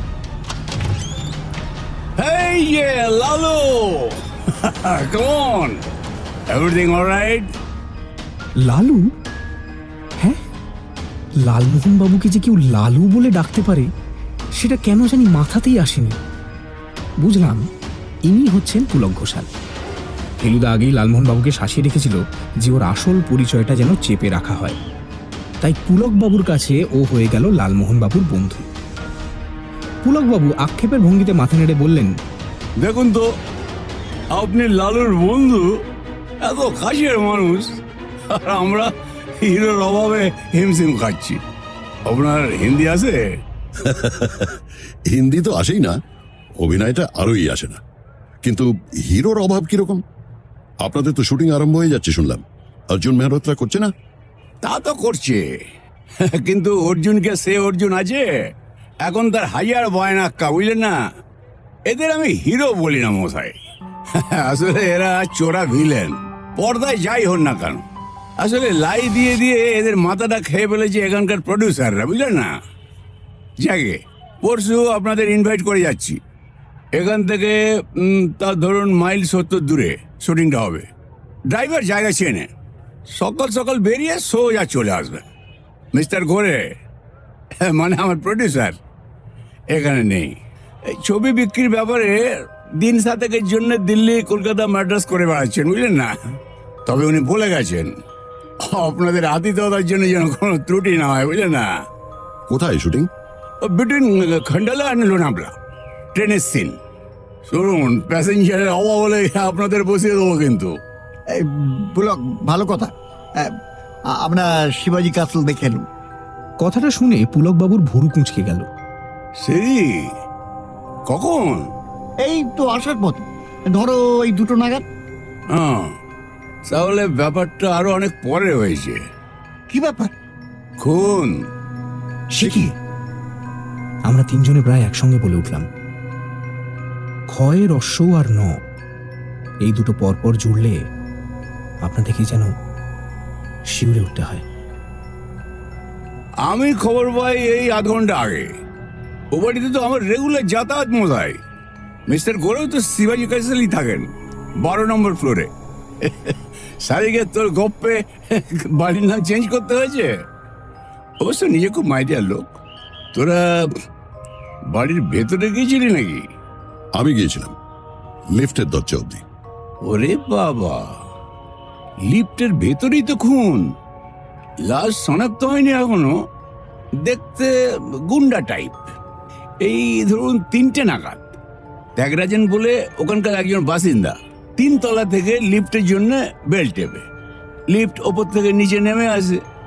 ভদ্রলোক দরজা খুলে ভেতরে ঢুকতে গিয়ে দেখেন এই কাণ্ড, পেটে ছোড়া মেরেছে মশাই। হরল ব্যাপার। ওই সময়টা লিফটে কাউকে উঠতে টুটতে দেখেনি কেউ? লিফটের আশেপাশে তো কেউ ছিল না, তবে বিল্ডিং এর বাইরে 2জন ড্রাইভার ছিল। তারা ওই সময় 5-6 জনকে ঢুকতে দেখেছে। তার মধ্যে একজনের গায়ে লাল শার্ট, একজনের কাঁধে ব্যাগ, আর গায়ে কি বললো খয়েরি রঙের। ফেলুদা হাত তুলে পুলক বাবুকে থামিয়ে বলল, ওই দ্বিতীয় ব্যক্তিটি স্বয়ং আমি। কাজেই আর বেশি বলার দরকার নেই। আমার বুকের ভেতরটা ধড়াস করে উঠেছে। সর্বনাশ, ফেলুদা কি তাহলে খুনের মামলায় জড়িয়ে পড়বে? এনিওয়ে, ও নিয়ে আপনি চিন্তা করবেন না। হ্যালো, তুইও না। তুই গপ্পে শিবাজি ক্যাসলে স্মাগলার থেকে লিখেছিস, তাতে ভয়ের কি আছে বল? এই বোম্বের কোন অ্যাপার্টমেন্টে স্মাগলার থাকে না? মিসাইয়ার কটাকে ধরেছে বল? এ তো সবে খোসা ছাড়ানো চলছে, শ্বাসে পৌঁছতে অনেক দেরি, বুঝলি না? আরে সারা শহরটাই তো স্মাগলিং এর উপরে দাঁড়িয়ে আছে, বুঝলি না? ফেলুদাকে বেশ চিন্তিত মনে হচ্ছিল, তবে সে ভাবটা কেটে গেল আরেকজন লোকের আবির্ভাবে। দ্বিতীয় টোকার শব্দ হতেই পুলকবাবুই চেয়ার ছেড়ে এই বোধহয় ভিক্টর এলো বলে উঠে গিয়ে দরজা খুললেন। চাবুকের মতো শরীরওয়ালা মাঝারি হাইটের একজন লোক ঘরে ঢুকলো। হ্যালো, তোদের সঙ্গে পরিচয় করিয়ে দি, ইনি হলেন Victor Perumal, Hong Kong train kung fu expert. ভদ্রলোক দিব্যি খোলতাই হেসে আমাদের সকলের সঙ্গে হ্যান্ডশেক করলেন। Hi, myself Victor Perumal. Hi, hello. Nice meeting you. ভাঙা ভাঙা ইংরেজি বলে, আর হিন্দি তো বটেই, যদিও উনি দক্ষিণ ভারতে। তবে উনি শুধু কুংফু শেখান না, হ্যাঁ, স্টান্টের জবাব নেই, বুঝলি না? এই ঘোড়া থেকে চলন্ত ট্রেনের উপরে লাফিয়ে পড়ার ব্যাপারটা হিরোর ভাইয়ের মেকআপ নিয়ে উনি করবেন। আমার কেন জানি ভদ্রলোককে দেখে বেশ ভালো লেগে গিয়েছিল। হাসিটার মধ্যে সত্যি একটা খোলসা ভাব আছে। তার উপরে স্টান্টম্যান শুনে ভদ্রলোকের উপর একটা ভক্তি ভাবও জেগে উঠল। যারা সামান্য কটা টাকার জন্য দিনের পর দিন নিজেদের জীবন বিপন্ন করে আর তার জন্য বাহবা নিয়ে যায় প্রক্সি দেওয়া হিরোগুলো, তাদের সাবাস বলতেই হয়। ভিক্টর পেরুমাল বললেন যে তিনি শুধু কুংফুই জানেন না, Not only Kung Fu, I know Mokkari also. মুক্কাইরি সে আবার কি? ফেলুদার যে এত জ্ঞান ও বলল জানে না, আর লালমোহনবাবুর কথা তো ছেড়েই দিলাম, উনি নিজের লেখা ছাড়া বিশেষ কিছু পড়েন টড়েন না। পেরুমাল বলল মুক্কাইরি হচ্ছে নাকি একরকম ফাইটিং, যেটা করার জন্য পা শূন্যে তুলে হাতে হাঁটতে হয়। এটা নাকি হংকংয়ে চালু হয়েছে মাত্র মাস 6 হলো, যদিও জন্মস্থান জাপান। মানে এটাও রয়েছে নাকি ছবিতে? লালমোহনবাবু কিঞ্চিত ভয় ভয় জিজ্ঞেস করলেন। পুলক ঘোষাল হেসে মাথা নাড়লেন। আরে কুংফুর ঠেলা আগে সামলাই, 11 জন লোককে সকাল বিকেল ট্রেনিং দিতে হচ্ছে, বুঝলি না? হ্যাঁ, সেই নভেম্বরের গোড়া থেকে। তুই তো লিগেই খালাস, যকৃত পদে হচ্ছে আমাকে। অবশ্য তোরা যে শুটিংটা দেখবি সেখানে কুংফু নেই, হ্যাঁ, সেখানে আছে স্টান্টম্যানের খেলা। ক্লাস ছবি হবে তোর গপ্প থেকে, লালু কাজ পারওয়া নেই। পুলক ঘোষাল আর ভিক্টর চলে যাওয়ার পর ফেলুদা সোফা ছেড়ে উঠে গিয়ে জানলাটা খুলে দিল, আর সঙ্গে সঙ্গে রাস্তার ট্রাফিকের শব্দে ঘর ভরে গেল। অবশ্য 5 তলা হওয়াতে তার জন্য কথা বলতে অসুবিধে হচ্ছিল না। আসলে আমাদের কারোরই এসির অভ্যেস নেই, ভালো লাগে না। বাইরের শব্দ আসুক, তার সঙ্গে খাঁটি বাতাসটাও তো ঢুকছে। জানলা থেকে ফিরে এসে সোফায় বসে ফেলুদা যেন একটু গম্ভীরভাবেই বলল, লালমোহনবাবু, অ্যাডভেঞ্চারের গন্ধটা যেরকম উগ্র হয়ে উঠছে সেটা বেশ অস্বস্তিকর। আপনি ওই প্যাকেটটা চালানের ভার না নিলেই পারতেন। আমি যদি তখন থাকতাম তাহলে আপনাকে বারণ করতাম। কি করি বলুন? ভদ্রলোক বললেন আমি এরপর যে গপ্পটা লিখবো সেটা যেন ওর জন্য রিজার্ভ রাখি। তারপরে বুঝতে পারছেন না কি করে না বলি বলুন তো? ব্যাপারটা কি জানেন? এয়ারপোর্টে যখন সিকিউরিটি চেক হয় তখন নিয়ম হচ্ছে প্যাসেঞ্জারের কাছে মোড়ক জাতীয় কিছু থাকলে সেটা খুলে দেখা। আপনাকে নিরীহ মনে করে আপনার বেলা সেটা আর করেনি। খুললে কি বেরোতো কে জানে। ওই প্যাকেটের সঙ্গে যে ওই খুনের সম্বন্ধ নেই তা কে বলতে পারে? কিন্তু একটা বইয়ের প্যাকেটের কি বা? বই মানেই যে বই তা তো নাও হতে পারে। আংটির মধ্যে বিষ রাখার ব্যবস্থা থাকতো রাজা বাদশাদের আমলে, সেটা জানেন? সে আংটিকে শুধু আংটি বললে কি ঠিক হবে? আংটিও বটে, বিষাধারও বটে। যাক, আপনার কর্তব্য যখন নির্বিঘ্নে সারা হয়ে গেছে তখন আপনার নিজের কোনো বিপদ নেই বলেই মনে হচ্ছে। বলছেন? বলছি বই কি। আর আপনার বিপদ মানে তো আমাদেরও বিপদ। এক সূত্রে বাঁধা আছি মোরা 3 জনায়। সুতোয় টান পড়লে আমরা তো 3 জনেই কাত। লালমোহনবাবু এক ঝটকায় খাট থেকে উঠে বাঁ পাটাকে কুংফুর মতো করে শূন্যে একটা লাথি মেরে বললেন, 3 cheers for the 3 musketeers! Hip hip! ফেলুদার আমি লালমোহনবাবুর সঙ্গে গলা মিলিয়ে বললাম, হুররে!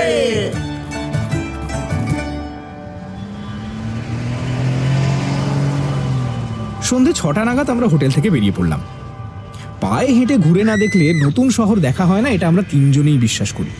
যোধপুর, কাশী, দিল্লি, গ্যাংটক সব জায়গাতেই আমরা এই জিনিসটা করেছি, বম্বেতেই বা করবো না কেন? হোটেল থেকে বেরিয়ে ডান দিকে কিছু দূর গেলেই যাকে ক্যাম্পস কর্নার বলে, সেখানে একটা দুর্দান্ত ফ্লাইওভার পড়ে। প্রকাণ্ড প্রকাণ্ড তাগড়াই থামের উপর দিয়ে ব্রিজের মতো রাস্তা, তার উপরেও ট্রাফিক, নিচেও ট্রাফিক। আমরা ব্রিজের তলা দিয়ে রাস্তা পেরিয়ে গিবস রোড দিয়ে দক্ষিণ দিকে চলেছি। ফেলুদা ডান দিকে দেখিয়ে দিল পাহাড়ের গা দিয়ে হ্যাঙ্গিং গার্ডেন্স যাবার রাস্তা। এই পাহাড়ের নামই মালাবার হিলস। মাইল খানিক এগিয়ে যেতে সামনে সমুদ্র পড়ল। অফিস ফেরত গাড়ির স্রোত এড়িয়ে রাস্তা পেরিয়ে এক কোমর উঁচু পাথরের পাঁচিলের ধারে গিয়ে দাঁড়ালাম। পাঁচিলের পেছন দিকে সমুদ্রে জল এসে আছড়ে আছড়ে পড়ছে। রাস্তাটা বাঁদিক দিয়ে সোজা পূবে চলে গিয়ে গোল হয়ে ঘুরে শেষ হয়েছে সেই একেবারে দক্ষিণে, যেখানকার আকাশ ছোঁয়া বাড়িগুলো ঝাপসা হয়ে আছে বিকেলের পড়ন্ত রোদে। ওই ধনুকের মতো রাস্তাটাই নাকি মেরিন ড্রাইভ। স্মাগলারি বলুন আর যাই বলুন, পাহাড় আর সমুদ্র মিলিয়ে বম্বে একেবারে চ্যাম্পিয়ন শহর মশাই। পাঁচিলের ধার দিয়ে আমরা মেরিন ড্রাইভের দিকে এগোতে লাগলাম। বাঁ দিক দিয়ে পিঁপড়ে সারির মতো গাড়ি চলেছে। কিছুক্ষণ হাঁটার পর লালমোহনবাবু আরেকটা মন্তব্য করলেন। আচ্ছা, এখানে বোধহয় সিএমডিএ নেই না? আছে কি? রাস্তায় খানাখন্দ নেই বলে বলছেন তো? এয়ারপোর্ট থেকে আসার সময় লক্ষ্য করছিল গাড়িতে চলেছে অথচ লাফাচ্ছি না। অবিশ্বাস্য।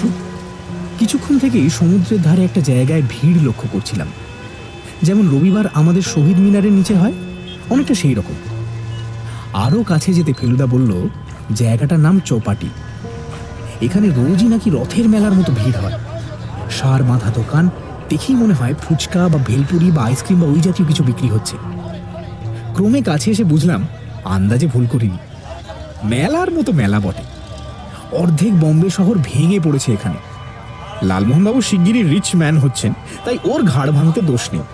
তিনজনে হাতে ভেলপুরির ঠোঙা নিয়ে ভিড় আর হৈহুল্লোড় ছেড়ে এগিয়ে গিয়ে সমুদ্রের ধারে বালির ওপরে বসলাম। ঘড়িতে 6:45, কিন্তু এখনো আকাশে গোলাপি রং। আমাদের মতো অনেকেই বালির ওপর বসে আরাম করছে। ইয়া দেবী সর্বভূতে। লালমোহনবাবু খাওয়া শেষ করে হাত নেড়ে একটা সংস্কৃত শ্লোক আওড়াতে গিয়ে থেমে গেলেন, কারণ বাঁদিকে বসে থাকা লোকজনের মধ্যে কারোর হাত থেকে একটা খবরের কাগজ উড়ে এসে ভদ্রলোকের মুখের উপর লেপটে গিয়ে তার কথা বন্ধ করে দিয়েছে। কাগজটা হাতে নিয়ে নামটা দেখে লালমোহনবাবু সবে ইভিনিং নিউজ কথাটা বলেছেন, এমন সময় ফেলুদা তার হাত থেকে সেটা ছিনিয়ে নিল। নামটা পড়লেন আর তার নিচে হেডলাইনটা চোখে পড়লো না? আমরা তিনজনে একসঙ্গে কাগজটার উপর ঝুঁকে পড়লাম। হেডলাইন হচ্ছে মার্ডার ইন অ্যাপার্টমেন্ট লিফট, আর তার নিচেই যে খুন হয়েছে তার ছবি। যাক, এ তাহলে আমাদের লাল শার্ট নয়। খবরে বলছে খুনটা হয়েছে 2টো থেকে 2:30-এর মধ্যে। খুনি এখনো ধরা পড়েনি, তবে পুলিশ অনুসন্ধান চালাচ্ছে। যে খুন হয়েছে তার নাম মঙ্গলরাম সেঠি, চোরা কারবারিদের সঙ্গে যুক্ত ছিল। বেশ কিছু দিন থেকেই পুলিশ খুঁজছে। লিফটে বেশ ধস্তাধস্তি হয়েছিল, তারও প্রমাণ নাকি পাওয়া গেছে। ক্লুয়ের মধ্যে নাকি এক টুকরো কাগজ পাওয়া গেছে মৃতদেহের পাশে। কাগজে একজনের নাম ছিল, নামটা হচ্ছে একটা অদ্ভুত গোঙানি টাইপের শব্দ লালমোহনবাবুর গলা দিয়ে বেরোলো। ভদ্রলোক অজ্ঞান হয়ে যেতে পারেন মনে করে আমি তাড়াতাড়ি ওকে জাপটে ধরলাম। অবশ্য এরকম করার যথেষ্ট কারণ ছিল। ইভিনিং নিউজ লিখছে, চিরকুটে লেখা ছিল মিস্টার গাঙ্গুলি, ডার্ক, শর্ট, বল্ড, মাস্টাশ। খবরটা পড়া শেষ হওয়া মাত্র লালমোহনবাবু ফেলুদার হাত থেকে কাগজটা ছিনিয়ে নিয়ে টুকরো টুকরো করে ছিঁড়ে হাওয়ায় উড়িয়ে দিলেন। এমন পরিষ্কার সমুদ্র তটটিকে আবর্জনায় ভরিয়ে দিলেন? ভদ্রলোক এখনো ভালো করে কথা বলতে পারছেন না দেখে ফেলুদা এবার ধমকে সরে বলল, আপনার কি ধারণা গোটা শহরের লোক আপনাকে দেখেই বুঝে ফেলবে যে আপনি হচ্ছেন সেই ব্যক্তি? লালমোহনবাবু এতেও সান্ত্বনা পেলেন না, কোনো রকমে ঢোক গিলে বললেন, কিন্তু এর মানেটা বুঝেছেন তো? কে খুন করেছে আপনি বুঝেছেন তো? ফেলুদা বেশ কয়েক সেকেন্ড চুপ করে এক দৃষ্টে লালমোহনবাবুর দিকে চেয়ে থেকে মাথা নেড়ে বলল, লালুদা, 4 বছর আমার সংসর্গ লাভ করেও মাথা ঠান্ডা করে ভাবতে শিখলেন না? কেন কেন? লাল শার্ট, লাল শার্ট। লাল শার্ট কি? কাগজটা লাল শার্টেরই হাত থেকে লিফটে পড়েছে, সেটা ধরে নিলেও তাতে কি প্রমাণ হচ্ছে? তার মানে যে সে খুন করেছে তার কি প্রমাণ? আপনার কাছ থেকে প্যাকেট পাওয়ার পর তার সঙ্গে আপনার সম্পর্ক শেষ, এটা তো ঠিক। তাহলে কাগজটারও তার আর কোনো প্রয়োজন থাকে না। লিফটে ওঠার সময় সেটা পকেটে রয়ে গেছে দেখে সে সেটা লিফটেই ফেলে দিল। এমন ভাবতে খুব কষ্ট হচ্ছে কি? আপনি যাই বলুন, লাশের পাশে যখন আমার নাম আর ডেসক্রিপশন লেখা কাগজ পেয়েছে তখন আমার কপালে চরম ভোগান্তি আছে। এ আমি স্পষ্ট দেখতে পাচ্ছি মশাই। রাস্তা একটাই, তাকে তো আর চুল গজাবে না, হাইটও বাড়বে না, আর কমপ্লেক্সনও চেঞ্জ হবে না। আছে মাত্র একটি গোঁপ। আপনি যাই বলুন, এই গোঁপ আমি কালই হাওয়া করে দেব। আর হোটেলের লোকেরা কি ভাববে? তারা কি আর ইভিনিং নিউজ পড়েনি ভেবেছেন? খুনের খবর শতকরা 90% লোকে পড়বে, মানুষের স্বভাবই ওই। আমার ধারণা আপনি গোঁপ ছাড়লে দৃষ্টিটা এবং সেই সঙ্গে সঙ্গে সন্দেহটা আরো বেশি করে আপনার উপর পড়বে। আকাশের লালটা যখন বেগুনি হয়ে শেষে পাংশুটের দিকে যেতে শুরু করেছে, পশ্চিমে চেরা মেঘের ফাঁকে শুকতারাটা পূবের মেরিন ড্রাইভের হাজার আলোর মালার সঙ্গে একা পাল্লা দিতে গিয়ে ধুকপুক করছে, তখন আমরা উঠে পড়ে গা থেকে বালি ঝেড়ে আবার মানুষ আর দোকানের ভিড় পেরিয়ে বড় রাস্তায় গিয়ে একটা ট্যাক্সি ধরে হোটেলমুখো হলাম। রিসেপশন কাউন্টারে চাবি চাইবার সময় দেখলাম লালমোহনবাবু হাতটা যেদিকে বাড়ালেন, মুখটা তার উল্টো দিকে ঘুরিয়ে রাখলেন, কিন্তু তাতেও রেহাই নেই। উল্টো দিকে লবিতে বসা 7 জন দেশি বিদেশি লোকের 3 জনের হাতে ইভিনিং স্ট্যান্ডার্ড। স্ট্যান্ডার্ডের সামনের পাতাতেও খুনের খবর আর মৃতদেহের ছবি। খবরের মধ্যে টেকো, বেটে, গুঁফো, রং ময়লা মিস্টার গাঙ্গুলির উল্লেখ নেই। এ হতেই পারে না। লালমোহনবাবু শেষ পর্যন্ত আর গোঁফটা কামাননি। রাতে ঘুম হয়েছিল কিনা জিজ্ঞেস করাতে বললেন, যতবারই চোখ ঢুলে এসেছে ততবারই মনে হয়েছে ওর ঘরটা নাকি লিফটের মতো ওঠানামা করছে, আর তার ফলে তন্দ্রা ছুটে গেছে। পুলকবাবু কাল রাত্রি ফোন করে বলেছিলেন আজ সকাল 10টায় এসে আমাদের স্টুডিওতে নিয়ে যাবেন।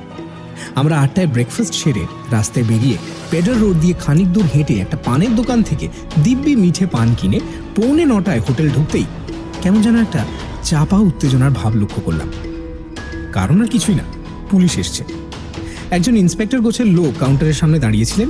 হোটেল কর্মচারী একটা ইঙ্গিত করতেই তিনি ঘুরে লালমোহনবাবুর দিকে চাইলেন। ইন্সপেক্টরের চাহনিতে যদিও কোনো হুমকির ভাব ছিল না, পাশে একটা খট শব্দ শুনে বুঝলাম লালমোহনবাবুর দুটো হাঁটুতে ঠোকাঠুকি লেগে গেছে। ইন্সপেক্টর হাসি মুখে জটায়ুর দিকে এগিয়ে এলেন। ফেলুদা শান্তভাবে লালমোহনবাবুর পিঠে একটা মৃদু চাপ দিয়ে বুঝিয়ে দিল, নার্ভাস হবেন না, ঘাবড়াবার কিছু নেই। इंस्पेक्टर पटवर्धन, सीआईडी से। आप मिस्टर गांगुली हैं? হ্যাঁ, এই রে, লালমোহনবাবু ইংরেজি বাংলা গুলিয়ে ফেলেছেন। পটবর্ধন ফেলুদার দিকে চাইলেন। और आप ফেলুদা পকেট থেকে ওর প্রাইভেট ইনভেস্টিগেটর লেখা কার্ডটা বার করে দিল। পটবর্ধন সেটা পড়ে ফেলুদার দিকে একটা জিজ্ঞাসু দৃষ্টি দিলেন। मीटर, आपने की इलोरा में मूर्ति चोरी के बारे में? ফেলুদা তার এক পেশে হাসিটা হেসে মাথা নেড়ে হ্যাঁ বলল। Good to meet you sir, you did a very good job there. ফেলুদার বন্ধু বলে লালমোহনবাবুর খাতির বেড়ে গেল ঠিকই, কিন্তু জেরার হাত থেকে তিনি রেহাই পেলেন না। কথা হলো হোটেলের ম্যানেজারের ঘরে বসে। পটবর্ধন যা বললেন তাতে জানলাম যে মৃতদেহের গায়ে নাকি অনেক আঙুলের ছাপ পাওয়া গেছে, তবে খুনি এখনো ধরা পড়েনি। কিন্তু একজন লাল শার্ট পরা লোক যে এয়ারপোর্ট থেকে শিবাজি কাসলে এসেছিল সেটা পুলিশ বার করেছে ট্যাক্সিওয়ালাটার সন্ধান বার করে। পুলিশের ধারণা এই লাল শার্টই খুনি এবং তার পকেট থেকেই চিরকুটটা বেরিয়েছে। লালমোহনবাবুর কথা শুনে অবশ্য পটবর্ধনের ধারণা আরো বদ্ধমূল হলো। বললেন, এটা বুঝতেই পারছিলাম যে লোকটা গাঙ্গুলি নামে কাউকে মিট করতে গিয়েছিল এয়ারপোর্টে। তো আমরা গতকাল সকাল থেকে দুপুরের মধ্যে যত প্লেন সান্টা ক্রুজে নেমেছে তার প্রত্যেকটা প্যাসেঞ্জার লিস্ট দেখে ক্যালকাটা ফ্লাইটে গাঙ্গুলি নামটা পাই। তারপর এখানে হরেক হোটেলে খোঁজ করেছি, দেখলাম শালিমার হোটেলে দুপুরে এসেছেন মিস্টার এল গাঙ্গুলি। পটবর্ধনের আসল যেটা জানার ছিল সেটা হচ্ছে এই ব্যাপারে লালমোহনবাবুর ভূমিকাটা কি, অর্থাৎ ওই কাগজে তার নাম আর চেহারার বর্ণনা কেন থাকবে। লালমোহনবাবু মিস্টার সান্যালের ব্যাপারটা বলাতে পটবর্ধন বললেন, who is this Sanyal? How well do you know him? লালমোহনবাবু যা বলবার তাই বললেন। সান্যালের ঠিকানা জিজ্ঞেস করাতে বাধ্য হয়েই বলতে হলো উনি জানেন না। সবশেষে ইন্সপেক্টর পটবর্ধন ঠিক ফেলুদার মতো করেই সাবধান করে দিলেন লালমোহনবাবুকে। বললেন, देखिए ऐसे ही ठीक এইভাবেই মাসুম লোকের হাত দিয়ে আজকাল মাল পাচার করা হয়। কাঠমান্ডু থেকে কিছু দামি হীরা জওয়ারাত এসেছে আমাদের দেশে বলে আমরা খবর পেয়েছি। শুনছি তার মধ্যে নাকি নানা সাহেবের বিখ্যাত নলখা হারও আছে। সিপাহী বিদ্রোহের সময় একজন নানা সাহেব ব্রিটিশদের বিরুদ্ধে লড়েছিল বলে ইতিহাসে পড়েছি। পটবর্ধন সেই নানা সাহেবের কথা বলছেন কিনা তা জানি না। আমার বিশ্বাস এই প্যাকেটটাতেও কোনো চোরাই মাল ছিল। যে গ্যাং এটা ক্যালকাটা থেকে পাঠিয়েছে তারই অপোজিট গ্যাংয়ের কেউ খবর পেয়ে শিবাজি কাসলের আশেপাশে ঘুরঘুর করছিল। সেই লোকই লাল শার্টের উপর হামলা করে, ফলে লাল শার্টকে হাতও মারা গেল। লালমোহনবাবু ধরেই নিয়েছিলেন যে তার নাম লেখা কাগজ পুলিশের হাতে পড়াতে ওর ফাঁসি না হয় যাবজ্জীবন দ্বীপান্তর হবেই। কেবল কয়েকটা উপদেশ বাক্য শুনে ছাড়া পেয়ে যাওয়াতে ভদ্রলোকের চেহারায় নতুন জেল্লা এসে গেল। পুলকবাবু 10টা বলে এলেন প্রায় 11টায়।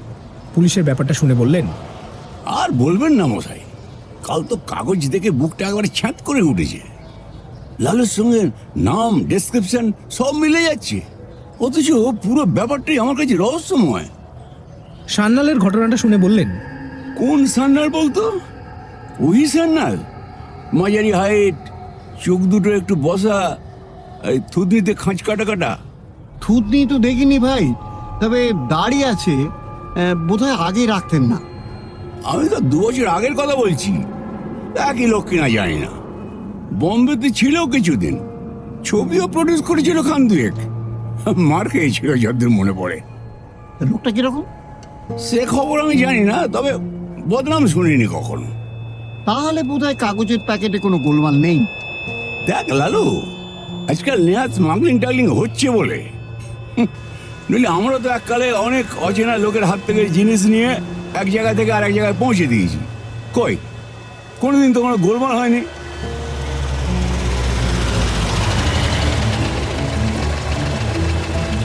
যে গাড়িটা কাল ব্যবহার করেছিলাম সেটাতেই আমরা 4 জনে মহালক্ষ্মীর ফেমাস স্টুডিওতে গিয়ে হাজির হলাম। গাড়ি থেকে নামবার সময় পুলকবাবু বললেন, আগামীকালে শুটিং এর ট্রেনের ব্যাপারটায় রেল কোম্পানির লোকেদের সঙ্গে ঠোকাঠুকি হচ্ছে। খবরটা পেয়ে প্রডিউসার কলকাতা থেকে রাত্রে প্লেন ধরে সোজা চলে এসেছে। চল তোদের সঙ্গে আলাপ করে দিই। কালকে শুটিংটা হবে তো? শুটিং এর ফাদার হবে লালু, হ্যাঁ ঘবড়াও মা।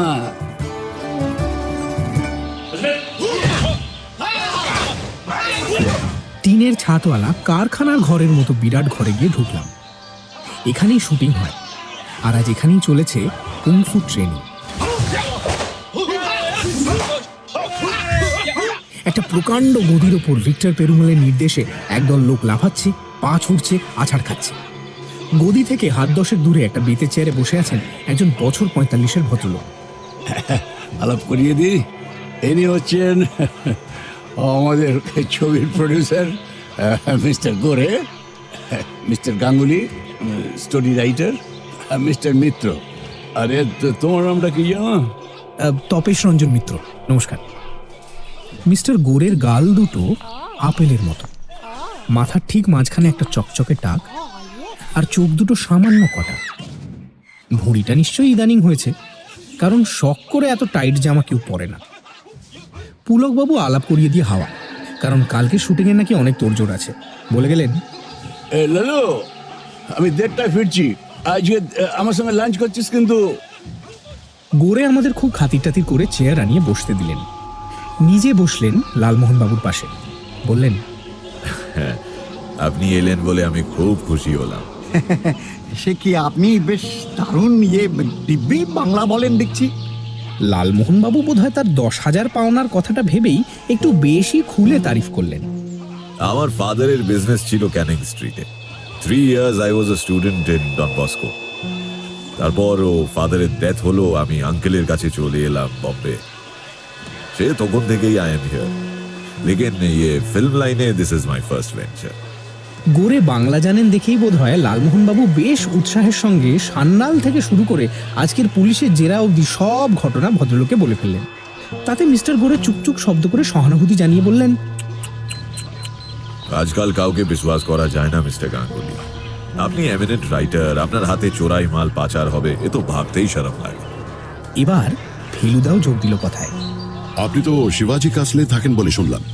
হ্যাঁ, 2 মাস হলো আছি। হরিবল হরিবল মার্ডার। ইভিনিং ফ্লাইটে এসেছি আমি, বাড়ি ফিরেছি রাত 11টা। At that time also there was a big crowd on the street. High rise building में खून खराबी होने से बहुत हुज्जत होता है। ये 17th ফ্লোরে কে থাকে জানেন? 17th हमारा चीना आदमी एक है 8th में NC मेहता और 2 में doctor Wajifdar. My flat is on the 12th floor. Feluda আর কোনো প্রশ্ন করল না। মিস্টার গোরেরও দেখলাম উঠি উঠি ভাব। বললেন, বহু ঝামেলার প্রোডাকশন, সবসময় কিছু না কিছু কাজ লেগেই থাকে। তাছাড়া কালকের শুটিংটা সত্যি এলাহি ব্যাপার।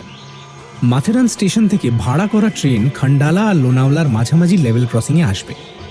মিস্টার গোরে মাথেরানেই থাকবেন, কারণ রেল কোম্পানিকে পয়সা করে দেওয়ার ব্যাপার আছে। একটা পুরনো আমলের ফার্স্ট ক্লাস কামরা থাকবে ট্রেনে। মিস্টার গোরে সেই কামরায় চেপেই শুটিংয়ের জায়গায় আসবেন। আমি খুব খুশি হব যদি আপনারা আমার সঙ্গে এসে লাঞ্চ করেন। আপনারা ভেজিটেরিয়ান কি? No no no, non non non. হ্যাঁ, তো what will you have, chicken or mutton? Chicken had yesterday, মাটনই হোক টুমরো।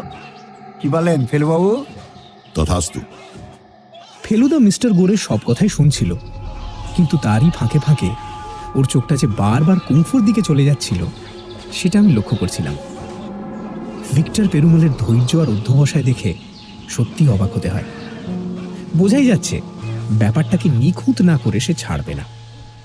যারা শিখছে তাদের মধ্যে দু একজন দেখলাম রীতিমতো তৈরি হয়ে গেছে। পেরুমলকেও দেখছিলাম কাজের ফাঁকে ফাঁকে ফেলুদার দিকে দেখছে। ফেলুদার চাহনিতে তারিফের ভাবটা বোধহয় তাকে উৎসাহিত করছিল। গোরে চলে যাবার পর পেরুমল ফেলুদাকে ইশারা করে কাছে আসতে বলল। ফেলুদা হাতের সিগারেটটা ফেলে দিয়ে উঠে এগিয়ে গেল। आइए मिस्टर मित्रा, ट्राई कीजिए, इट्स नॉट सो डिफिकल्ट। বাকি যারা ট্রেনিং নিচ্ছিল তারা গদি ছেড়ে সরে গেল। পেরুমল একটা ছোট্ট লাফের সঙ্গে অদ্ভুতভাবে ডান পাটা মাথা অব্দি তুলে সোজা সামনের দিকে ছিটকে দিল। পায়ের সামনে কেউ থাকলে নির্ঘাত ধরাশায়ী হতো। ফেলুদা গদির ওপর উঠে 5-6 বার ছোট ছোট লাফ দিয়ে শরীরটাকে তৈরি করে নিল।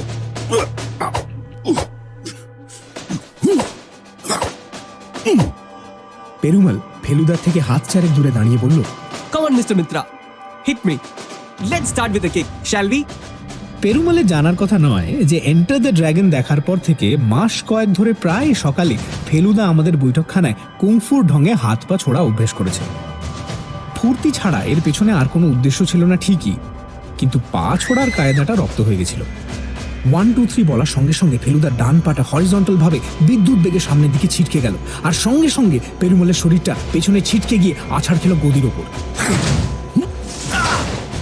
যদিও আমি জানি যে ফেলুদার পা তার গায়ে লাগেনি।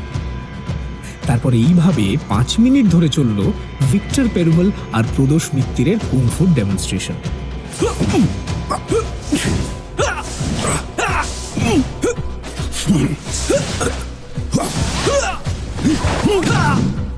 আমার দৃষ্টি চলে যাচ্ছিল পেরুমলের সাকরেদদের দিকে। 1.5 মাস ধরে লাভঝাপ করে যাদের জিভ বেরিয়ে এসছে।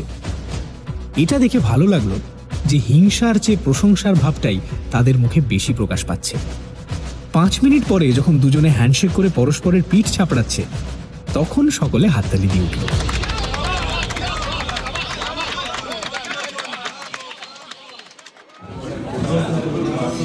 দুটো নাগাদ পুলকবাবু আর সংলাপ লেখক ত্রিভুবন গুপ্তের সঙ্গে আমরা ওয়ার্লির কপর চিমনির রেস্টুরেন্টে লাঞ্চ খেতে ঢুকলাম। দেখে মনে হয় তিল ধরার জায়গা নেই, কিন্তু পুলকবাবু আমাদের জন্য একটা টেবিল আগে থেকেই রিজার্ভ করে রেখেছেন। লালমোহনবাবু বললেন, আমাদের ছবির নামটা কি হচ্ছে ভাই পুলক? নামের কথাটা অবশ্য আমারও অনেকবার মনে হয়েছে, কিন্তু জিজ্ঞেস করার সুযোগটা আসেনি। বোম্বাইয়ের বোম্বেটে নাম যে থাকবে না সেটা আমিও আন্দাজ করেছিলাম। আর বলিস না, নাম নিয়ে কি কম হুজ্জতি হয়েছে? যাও ভাবি, তাই দেখি হয় হয়ে গেছে, নইলে অন্য কোনো পার্টি রেজিস্ট্রি করে বসে আছে। গুপ্তেজিকে জিজ্ঞেস কর না, কত বিনিদ্র রজনীর কাছে ওই নামটা খুঁজে বার করতে আমার চেষ্টায় এই 3 দিন আগে যা হয় আর কি, high voltage spark. High voltage spark? ছবির নাম high voltage spark? Low voltage গলার স্বরে জিজ্ঞেস করলেন জটায়ু। পুলকবাবু হো হো করে হেসে চারিদিকে টেবিলের লোকেদের মাথা আমাদের দিকে ঘুরিয়ে দিয়ে বললেন, আরে দূর, ওই নামে ছবি চলে? মাথা খারাপ। আমি ইন্সপিরেশনের কথা বলছি, জেট বাহাদুর। হ্যাঁ, জেট বাহাদুর। তোরা থাকতে থাকতে রাস্তায় হোর্ডিং পড়ে যাবে, ভেবে দেখ লালু। তোর গপ্পে এর চেয়ে ভালো নাম আর তুই খুঁজে পাবি না, বুঝলি না? অ্যাকশন, স্পিড, থ্রিল, জেট কথাটার মধ্যে তুই সব পাবি, প্লাস বাহাদুর নাম আর কাস্টিং এর জোরে অল সার্কিট সোল্ড। বুঝলি লালু? লালমোহনবাবুর হাসির ভোল্টেজটা যেন বাড়তে গিয়ে কমে গেল। বোধহয় ভাবছেন, শুধুই নাম আর কাস্টিং, গল্পের কি তাহলে কোনো দাম নেই? আচ্ছা লালু, আমার কোন ছবি তোরা দেখেছিস? দেখিস তীরন্দাজটা হচ্ছে লোটাসে, আজকে ইভিনিংস হয়ে গিয়ে দেখায়। আমি ম্যানেজারকে বলে দেবো 3খানা সার্কেলের টিকিট রেখে দেবে। ভালো ছবি, জুবিলি করেছিল, বুঝলি না? আমরা পুলকবাবুর কোনো ছবি দেখিনি। লালমোহনবাবুর স্বাভাবিক কারণেই কৌতূহল ছিল, তাই যাব বলে দিলাম। বম্বেতে চেনাশোনা না থাকলে সন্ধে কাটানো ভারী মুশকিল। গাড়িটা আমাদের কাছেই থাকবে, তাকে বললেই লোটাসে নিয়ে যাবে। খাবার মাঝখানে রেস্টুরেন্টের একজন লোক পুলকবাবুকে এসে কি যেন বলল। পুলকবাবুর যে এখানে যাতায়াত আছে সেটা ঢোকার সময় ওয়েটারদের মুখে হাসি দেখেই বুঝেছি। হিট ডিরেক্টরের এ শহরে খুব খাতির। লালু, তোর টেলিফোন। লালমোহনবাবু ভাগ্যিস পোলাওয়ের চামচটা মুখে পড়েননি, তাহলে নির্ঘাত বিষম খেতেন। এই অবস্থায় চমকানোটা কেবল খানিকটা পোলাও চামচ থেকে ছিটকে টেবিলে চাদরে পড়ার উপর দিয়েই গেল। মিস্টার গোরে ডাকছেন, হয়তো কোনো গুড নিউজ থাকতে পারে। All the best. মিনিট দুয়েকের মধ্যে টেলিফোন সেরে এসে লালমোহনবাবু আবার কাঁটা চামচ হাতে তুলে নিয়ে বললেন, ভদ্রলোক 4টের সময় ওনার বাড়িতে যেতে বললেন। কিছু অর্থ প্রাপ্তি আছে বলে মনে হচ্ছে। তার মানে আজ বিকেলের মধ্যে লালমোহনবাবুর পকেটে 10,000 টাকা এসে যাবে। ফেলুদা বলল, এর পরের দিন লাঞ্চটা আপনার ঘাড়ে, আর কপার টপার নয়, একেবারে গোল্ডেন চিমনি। রুমালি রুটি, পোলাও, নার্গিসি কোফতা আর কুলফি খেয়ে যখন রেস্টুরেন্ট থেকে বেরোলাম তখন প্রায় 2:45। পুলকবাবু আর মিস্টার গুপ্তের স্টুডিও চলে গেলেন। সংলাপ এখনো কিছু লিখতে বাকি আছে। আসলে প্রত্যেকটা সংলাপ সানিয়ে সানিয়ে লিখতে হয় তো সময় লাগে। গুপ্তেজি চুরুটের ফাঁক দিয়ে একটু হাসলেন। ভদ্রলোক সংলাপ লিখলেও নিজে সংলাপ খুবই কম বলেন, সেটা লক্ষ্য করলাম। আমরা পান কিনে গাড়িতে উঠলাম। শালিমার সাহেব? ড্রাইভার জিজ্ঞেস করলো। ফেলুদা বলল, बॉम्बे से गेटवे ऑफ इंडिया ना देखे जावा जाए ना। चलिए ताजमहल होटल के पास। बहुत अच्छा। ড্রাইভার বুঝেছিল আমাদের কোনো কাজ নেই, কেবল শহর দেখার ইচ্ছে। তাই সে দিব্যি ঘুরিয়ে Victoria Terminus, Flora Fountain, television station, Prince of Wales museum ইত্যাদি দেখিয়ে 3:30 নাগাদ গেটওয়ে অফ ইন্ডিয়ার সামনে পৌঁছল।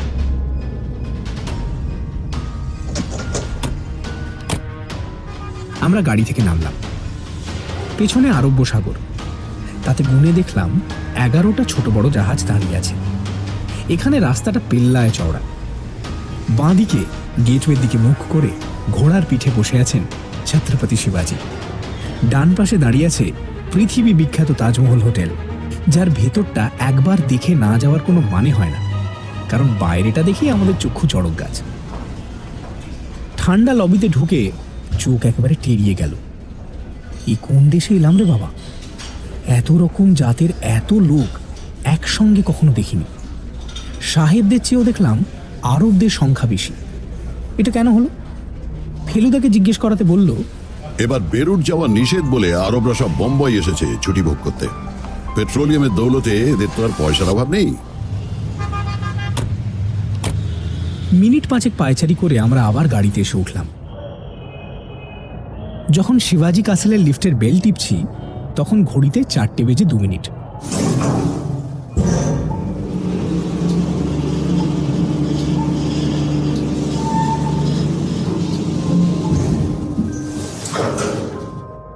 12th ফ্লোর বা 13 তলায় পৌঁছে লিফট থেকে বেরিয়ে দেখি 3 দিকে 3টে দরজা, মাঝেরটার উপর লেখা জি গোরে। বেল টিপতে উর্দি পরা বেয়ারা এসে দরজা খুলে দিল। अंदर आइए। বুঝলাম গোরে সাহেব আগেই বলে রেখেছিলেন আমাদের কথা। ভেতরে ঢুকে ভদ্রলোককে চোখে দেখার আগে তার গলা পেলাম। আরে আসুন আসুন। এইবার দেখা গেল একটা সরু প্যাসেজের ভেতর দিয়ে তিনি হাসি মুখে এগিয়ে আসছেন আমাদের দিকে। How was the lunch? Very very good, very very good. বৈঠকখানাটা দেখে একেবারে তাক লেগে গেল। আমাদের কলকাতার বাড়ির প্রায় পুরো একতলাটাই এই ঘরের মধ্যে ঢুকে যায়। পশ্চিম দিকটায় সার বাঁধা কাঁচের জানলা দিয়ে সমুদ্র দেখা যাচ্ছে। ঘরের আসবাবপত্রের এক একটারই দাম হয়তো 2-3 হাজার টাকা। তাছাড়া মেঝে জোড়া কার্পেট, দেওয়ালে পেন্টিং, সিলিংয়ে ঝাড়লণ্ঠন এসব তো আছেই। একদিকে দেয়াল জোড়া বুকশেলফে দামি দামি বইগুলো এত ঝকঝকে যে দেখলে মনে হয় বুঝি এইমাত্র কেনা। আমি আর ফেলুদা একটা পুরো গদিওয়ালা সোফাতে পাশাপাশি বসলাম, আর আমাদের ডান পাশে আরেকটা গদিওয়ালা চেয়ারে বসলেন লালমোহনবাবু। বসার সঙ্গে সঙ্গেই একটা বিশাল কুকুর এসে ঘরের ঠিক মাঝখানে দাঁড়িয়ে আমাদের তিনজনের দিকে মাথা ঘুরিয়ে দেখতে লাগলো। লালমোহনবাবু দেখলাম ফ্যাকাশে হয়ে গেছেন। ফেলুদা হাত বাড়িয়ে তুড়ি দিতে কুকুরটা ওর দিকে এগিয়ে এলো। ও পরে বলেছিল যে কুকুরটা জাতে হলো গ্রেট ডেন। Duke, Duke. কুকুরটা এবার ফেলুদাকে ছেড়ে দরজার দিকে এগিয়ে গেল। মিস্টার গোরে আমাদের বসিয়ে দিয়ে একটু ঘর থেকে বেরিয়েছিলেন। এবার হাতে একটা খাম নিয়ে ঢুকে লালমোহনবাবুর অন্য পাশের চেয়ারে বসলেন। আমি আপনার ব্যাপারটা রেডি করে রাখবো ভেবেছিলাম, কিন্তু 3টা ট্রাঙ্ক কল এসে গেল। ভদ্রলোক খামটা লালমোহনবাবুর দিকে এগিয়ে দিলেন।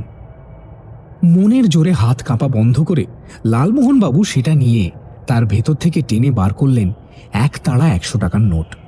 গিনতি করিয়ে নিন। গিনবো? আবার ভাষার গন্ডগোল। Of course গিনবেন। There should be 100 notes there. যে সময় লালমোহনবাবু গোনা শেষ করলেন তার মধ্যে রূপোর টি সেটে আমাদের জন্য চা এসে গেছে। খেয়ে বুঝলাম একেবারে সেরা দার্জিলিং টি। আপনার পরিচয় अभी तक মিলল না। ফেলুদার দিকে চেয়ে বললেন গোরে। ফেলুদা বলল, মিস্টার গাঙ্গুলির ফ্রেন্ড, এই আমার পরিচয়। No, sir. That is not enough.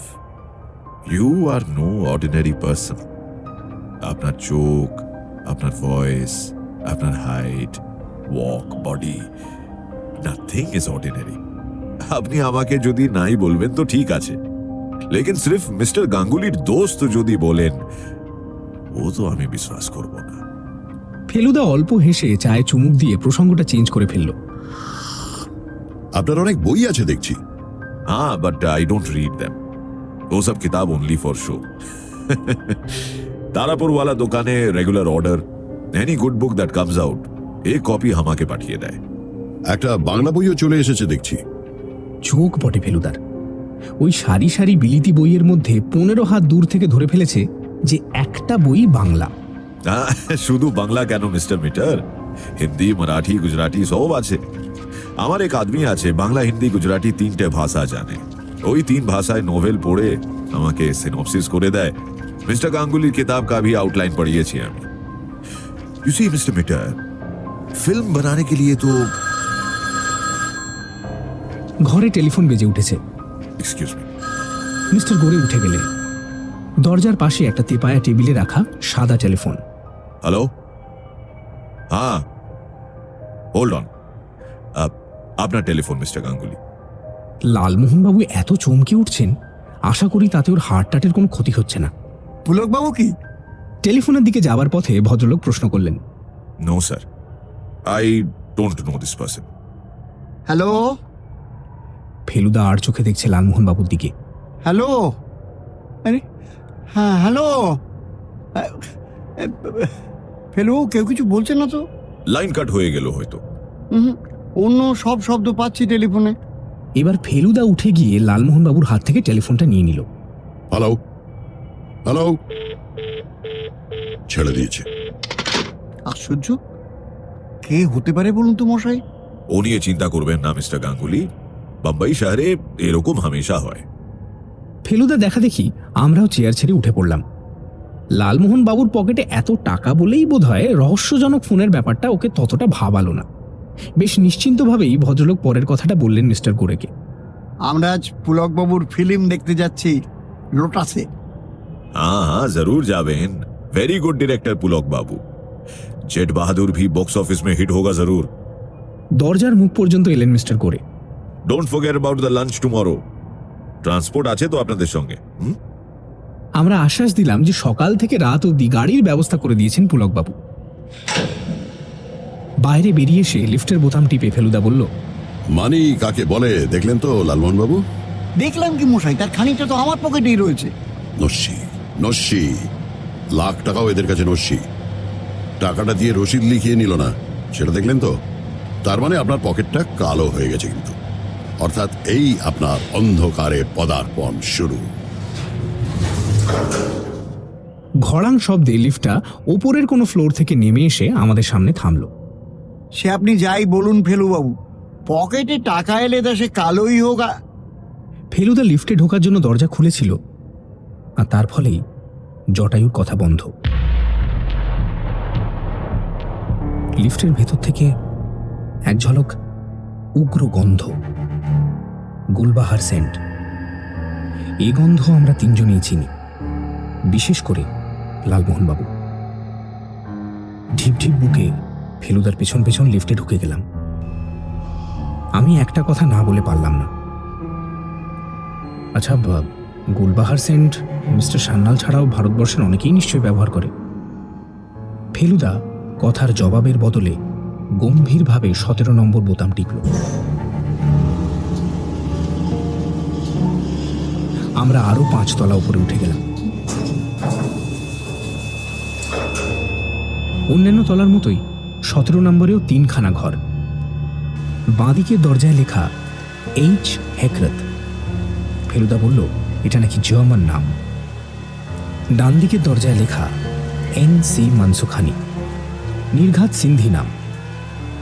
মাঝখানের দরজায় কোনো নাম নেই। ফ্ল্যাট খালি মশাই? নাও হতে পারে, সবাই দরজায় নাম লাগায় না। ইনফ্যাক্ট আমার বিশ্বাস এ ফ্ল্যাটের লোক রয়েছে।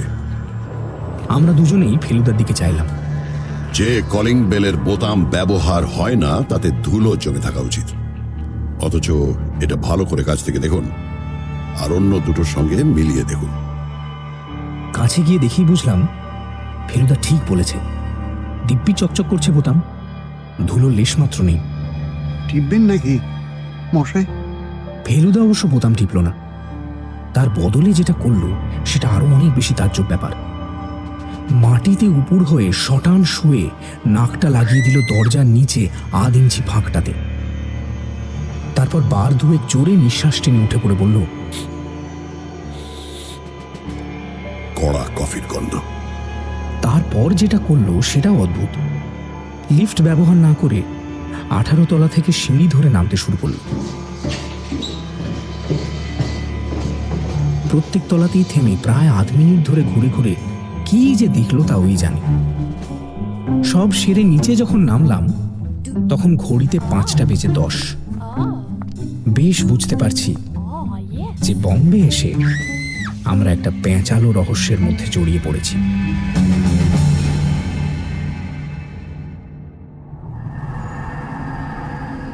আপনাকে একটু জেরা করলে আপনার আপত্তি হবে না আশা করি। কথাটা বলল ফেলুদা লালমোহন বাবুকে উদ্দেশ্য করে। মিনিট 10 হলো শিবাজি কাসেল থেকে ফিরেছি।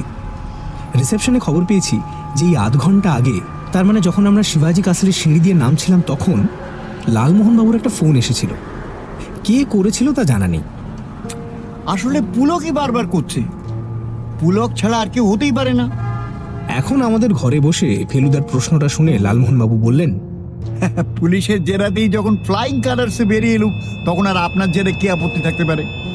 আচ্ছা, মিস্টার সান্যালের প্রথম নামটা তো আপনার জানা নেই? না মশাই, ওটা তো জিজ্ঞেস করাই হয়নি। লোকটার একটা পরিষ্কার বর্ণনা দিন তো। না, আপনার বইয়ে যেরকম আধ খ্যাচড়া বর্ণনা থাকে সেরকম নয়। লালমোহন বাবু গলা খাঁকড়িয়ে ভুরু কুঁচকলেন। হাইট এই ধরুন গিয়ে আপনি কি একটা মানুষের হাইটটাই প্রথম দেখেন? তেমন লম্বা বা বেটে হলে? ইনি কি খুব লম্বা? না, তা অবশ্যই না। খুব বেটে? না, তাও অবশ্যই না। তাহলে হাইট পরে, আগে মুখ বলুন। সন্ধেবেলায় দেখেছি। আমার বাইরের ঘরের বাল্বটা আবার 40 পাওয়ারের তো। তাও বলুন। চওড়া মুখ, চোখ আপনার ইয়ে মানে চোখে চশমা, দাড়ি আছে, চাপ দাড়ি, কোপ আছে, দাড়ির সঙ্গে জোড়া ফ্রেঞ্চ কাট? এই সেরেছে, তা বোধহয় নয়, ওই ঝুলপির সঙ্গেও জোড়া। তারপর? কাঁচা পাকা মেশানো চুল। ডান দিকে না না না না না ডান দিকে না, বাঁ দিকে সিঁথি। দাঁত পরিষ্কার, ফলস টিথ বলে তো মনে হলো না। গলার স্বর? মাঝারি মানে কি জানেন, মানে ওই মোটাও না সরুও না আর কি। হাইট? মাঝারি ভদ্রলোক আপনাকে একটা ঠিকানা দিয়েছিলেন না বম্বের? বলেছিলেন অসুবিধে হলে একে ফোন করবেন, বেশ হেল্পফুল। দেখেছেন, বেমালুম ভুলে গেছিলাম। আর যখন পুলিশ জেরা করলো তখনও বলতে ভুলে গেল মশাই। আমাকে বললেই চলবে। দাঁড়ান দাঁড়ান, দেখি দেখি। জটায়ু তার মানিব্যাগ থেকে একটা ভাঁজ করা নীল কাগজ বার করে ফেলুদাকে দিলেন। ফেলুদা সেটা খুব মন দিয়ে দেখল, কারণ লেখাটা মিস্টার সান্যালের নিজের। তারপর কাগজটা আবার ভাঁজ করে নিজের ব্যাগের মধ্যে রেখে দিয়ে বলল, তোপসে নাম্বারটা চা তো, 253418। আমি অপারেটরকে নাম্বার দিয়ে দিলাম। ফেলুদা ইংলিশে কথা বলল। Hello, could I speak to Mr. Desai, please?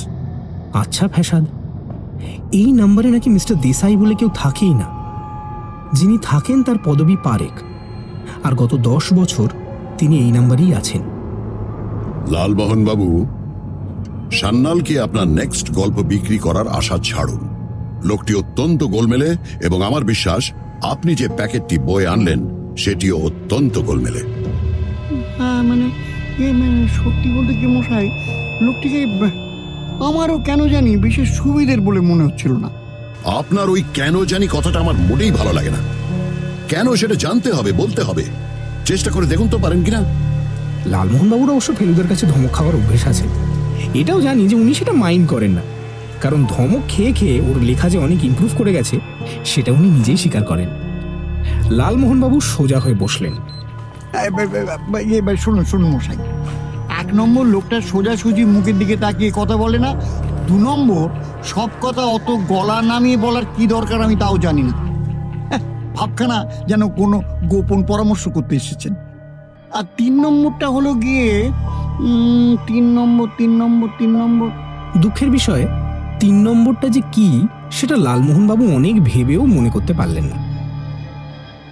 6:30টায় লোটাসে evening show, তাই আমরা 6টা নাগাদ উঠে পড়লাম। আমরা মানে আমি আর লালমোহন বাবু। ফেলুদা বলল যাবে না, কাজ আছে। ব্যাগের ভেতর থেকে ওর সবুজ নোট বইটা বেরিয়ে এসছে, তাই কাজটা যে কি সেটা বুঝতে আর বাকি রইল না। ওয়ার্ল্ডলিতে ফিরে যেতে হলো আমাদের, কারণ সেখানেই লোটাস সিনেমা। লালমোহন বাবুর বেশ নার্ভাস অবস্থা। পুলক বাবু কেমন পরিচালক সেটা তীরন্দাজ ছবি দেখেই মালুম হবে। বললেন, 3টে ছবি যখন পরপর হিট করেছে তখন একেবারে কি আর ওয়াক্তু হবে? কি বলো তপেশ? আমি আর কি বলবো, আমি নিজেও তো ঠিক ওই কথাটা ভেবেই মনে জোর আনছি। পুলক বাবু ম্যানেজারকে বলতে ভোলেননি, রয়্যাল সার্কেলে 3টি সিট আমাদের জন্য রাখা ছিল। এটা ছবির রিপিট শো, তাই হলে এমনিতেই অনেক সিট খালি ছিল। ইন্টারভ্যালের আগেই বুঝতে পারলাম যে তীরন্দাজ হচ্ছে একেবারে 100% কোডোপাইরিন মার্কা ছবি। এর মধ্যেই অন্ধকারে বেশ কয়েকবার আমরা দুজন পরস্পরের দিকে মুখ চাওয়াচাওয়ি করেছি। হাসি পাচ্ছিল, আবার সেই সঙ্গে জেট বাহাদুরের কি অবস্থা হবে আর তার ফলে জটায়ুর কি অবস্থা হবে সেটা ভেবে কষ্টও হচ্ছিল। ইন্টারভ্যালে বাতি জ্বললে পর লালমোহনবাবু দীর্ঘশ্বাস ফেলে বললেন, গড়পাড়ের ছেলে, তুই একদিন এই করে চুল পাকালি। তারপর একটা গ্যাপ দিয়ে আমার দিকে ফিরে বললেন, ফি পুজোয় পাড়া একটা করে থিয়েটার করত, যদ্দূর মনে পড়ছে বিকম ফেল। তার কাছে আর কি আশা করা যায় বলতো? ইন্টারভ্যালের শেষে বাতি নেভার সঙ্গে সঙ্গে আমরা হল ছেড়ে বেরিয়ে এলাম। ভয় ছিল পুলকবাবু বা তার দলের যদি কেউ বাইরে থাকে, কিন্তু সেরকম কাউকে দেখলাম না। যদি জিজ্ঞেস করে তো বলে দেবো ফার্স্ট ক্লাস। পকেটে কড়কড়ে নোটগুলো না থাকলে মনটা সত্যিই ভেঙে যেত তপেশ। গাড়িটা হাউসের সামনেই উল্টো দিকের ফুটপাতে পার্ক করা ছিল। লালমোহনবাবু সেদিকে না গিয়ে একটা দোকানে ঢুকে 1 ঠোঙা ডালমুট, 2 প্যাকেট বাঙ্গারামের বিস্কুট, 6টা কমলা লেবু আর 1 প্যাকেট প্যারিল লজেন্স জুস কিনে আনলেন। বললেন, হোটেলের ঘরে বসে হঠাৎ হঠাৎ খিদে পায়, তখন এগুলো কাজে দেবে। দুজনে 2 হাত বোঝাই প্যাকেট নিয়ে গাড়িতে উঠলাম, আর উঠেই বাঁই করে মাথাটা ঘুরে গেল। গাড়ির ভেতরে গুলবাহার সেন্টের গন্ধ। আসার সময় ছিল না, এই 1.5 ঘন্টার মধ্যে হয়েছে। মাথা ঝিমঝিম করছে তপেশ, এই ভূতের উপদ্রব ছাড়া কিচ্ছু না। সান্যাল খুন হয়েছে আর সেন্ট মাকা ভূত আমাদের ঘাড়ে এসে চেপেছে, বুঝলে? আর বাবারে বাবা, ওহ! আমার মনে হলো ঘাড়ে নয় গাড়িতে চেপেছে, কিন্তু সেটা আর বললাম না। ড্রাইভারকে জিজ্ঞেস করাতে সে বলল সে বেশিরভাগ সময় গাড়িতেই ছিল, কেবল মিনিট পাঁচেকের জন্য কাছেই একটা রেডিও টেলিভিশনের দোকানের সামনে দাঁড়িয়ে ফুল খিলেহে গুলশান গুলশান দেখেছে। হ্যাঁ, গন্ধ সেও পাচ্ছে বই কি, কিন্তু গাড়ির ভেতরে কি করে এমন গন্ধ হয় সেটা কিছুতেই তার মগজে ঢুকছে না। ব্যাপারটা তার কাছেও একেবারেই আজব। হোটেলে ফিরে এসে কথাটা ফেলুদাকে বলতে ও বলল, রহস্য যখন জাল বিস্তার করে তখন এইভাবেই করে লালমোহন বাবু। এ না হলে জাত রহস্য হয় না, আর তা না হলে ফেলুমিত্তিরের মস্তিষ্ক পুষ্টি হয় না। কিন্তু আমি জানি আপনি কি প্রশ্ন করবেন লালমোহন বাবু। না, কিনারা এখনো হয়নি। এখন শুধু জালের ক্যারেক্টারটা বোঝার চেষ্টা করছি। আমি ধাঁ করে একটা গোয়েন্দা মার্কা প্রশ্ন ছুড়লাম। তুমি বেরিয়েছিলে বলে মনে হচ্ছে। শাবাশ তোপসে, তবে হোটেল থেকে বেরোয়নি, এটা নিচে রিসেপশনই দিল। ফেলুদার পাশে একটা ইন্ডিয়ান এয়ারলাইন্সের টাইম টেবিল ছিল, সেটা দেখেই আমি প্রশ্নটা করেছিলাম। দেখছিলাম কাঠমান্ডু থেকে কটা ফ্লাইট কলকাতায় আসে আর কখন আসে। কাঠমান্ডু বলতেই একটা জিনিস ফেলুদাকে জিজ্ঞেস করার কথা মনে পড়ে গেল। আচ্ছা, ইন্সপেক্টর পাটওয়ার্ধন যে নানা সাহেবের কথা বলছিলেন সেটা কোন নানা সাহেব? ভারতবর্ষের ইতিহাসে একজন নানা সাহেবই বিখ্যাত। ওই তো, যিনি সিপাহী বিদ্রোহে ব্রিটিশদের সঙ্গে লড়েছিলেন। লড়েও ছিলেন, আবার তাদের কাছ থেকে আত্মরক্ষার জন্য দেশ ছেড়ে পালিয়েও ছিলেন। হাজির হয়েছিলেন গিয়ে একেবারে কাঠমান্ডু। সঙ্গে ছিল মহামূল্য ধন রত্ন, ইনক্লুডিং হিরে আর মুক্তোয় গাঁথা একটি হার, যার নাম নলাখা। সেই হার শেষ পর্যন্ত চলে যায় নেপালের জং বাহাদুরের কাছে। তার পরিবর্তে জং বাহাদুর 2টি গ্রাম দিয়েছিলেন নানা সাহেবের স্ত্রী কাশীবাইকে। আচ্ছা, এই হার কি নেপাল থেকে চুরি হয়ে গেছে নাকি? পাটবর্ধনের কথা শুনে তো তাই মনে হয়। আমি কি ওই হাড়ি পাচার করে বসলুম নাকি মশাই? ভেবে দেখুন, ইতিহাসে হীরের অক্ষরে লেখা থাকবে আপনার নাম। কিন্তু কিন্তু তাহলে তা তো যথাস্থানে পৌঁছে গেছে। সেই জিনিস দেশ থেকে বাইরে যায় কি না যায় সে তো পুলিশের কাজ। আপনি কি নিয়ে এত ভাবছেন? আপনি নিজেই কি ওই স্মাগলারদের? ঠিক এই সময় টেলিফোনটা বেজে উঠল, আর লালমোহন বাবুর দিকে ওটা ছিল বলে উনি তুলে নিলেন। হ্যালো, হ্যাঁ মানে ইয়েস স্পিকিং। লালমোহন বাবুরই ফোন। বোধহয় পুলকবাবু। না, পুলকবাবু না। পুলকবাবু এমন কিছু বলতে পারেন না যাতে লালমোহন বাবুর মুখ অতটা হাঁ হয়ে যাবে। আর টেলিফোনটা কাঁপতে কাঁপতে কান থেকে পিছিয়ে আসবে। ফেলুদা ভদ্রলোকের হাত থেকে ফোনটা নিয়ে একবার কানে দিয়ে বোধহয় কিছু না শুনতে পেয়ে সেটাকে যথাস্থানে রেখে দিয়ে প্রশ্ন করল, সান্যাল কি? মাথা নেড়ে হ্যাঁ বলতেও যেন ভদ্রলোকের কষ্ট হলো। বুঝলাম মাসলগুলো ঠিকভাবে কাজ করছে না। কি বললো? বললো মুখ খুলে পেট ফাঁক করে দেবে। যাক, ভালো কথা। হ্যাঁ, বোকার মতো ফ্যাল করে ফেলুদার দিকে চাইলেন জটায়ু। আমার কাছেও এই অবস্থায় ফেলুদার হাঁপ ছাড়াটা বেয়ারা বলে মনে হচ্ছিল। ফেলুদা বলল, শুধু গুলবাহারের গন্ধে হচ্ছিল না, ক্লু হিসেবে ওটা বড্ড পলকা। এমনকি লোকটা সত্যি করে বম্বে এসেছে না অন্য কেউ সেন্টটা ব্যবহার করছে সেটাও বোঝা যাচ্ছিল না। এখন অন্তত শিওর হওয়া গেল। কিন্তু আমার পিছনে লাগা কেন মশাই? সেটা জানলে তো বাজিমাত হয়ে যেত লালমোহন বাবু। সেটা জানার জন্য একটু ধৈর্য ধরতে হবে। লালমোহনবাবু ডিনারে বিশেষ সুবিধে করতে পারলেন না, কারণ ওর নাকি একদম খিদে নেই। ফেলুদা বলল তাতে কিছু এসে যাবে না, কারণ দুপুরে কপর চিমনিতে পেট পুজোটা ভালোই হয়েছে। সত্যি বলতে কি, আমাদের মধ্যে লালমোহনবাবুই সবচেয়ে বেশি খেয়েছিলেন। খাওয়ার পর গতকাল তিনজনেই বেরিয়ে পান কিনেছিলাম। আজ লালমোহনবাবু কিছুতেই বেরোতে চাইলেন না। বললেন, ওই ভিড়ের মধ্যে কে যাচ্ছে মশাই? স্যান্নালের লোক নির্ঘাত হোটেল ওয়াচ করছে, বেরোলেই চাক্কু। শেষ পর্যন্ত ফেলুদাই বেরোলো, আর লালমোহনবাবু আমাদের ঘরে আমার সঙ্গে বসে রইলেন আর বারবার খালি বলতে লাগলেন, কি কুক্ষণে বইয়ের প্যাকেটটা নিয়েছিলাম।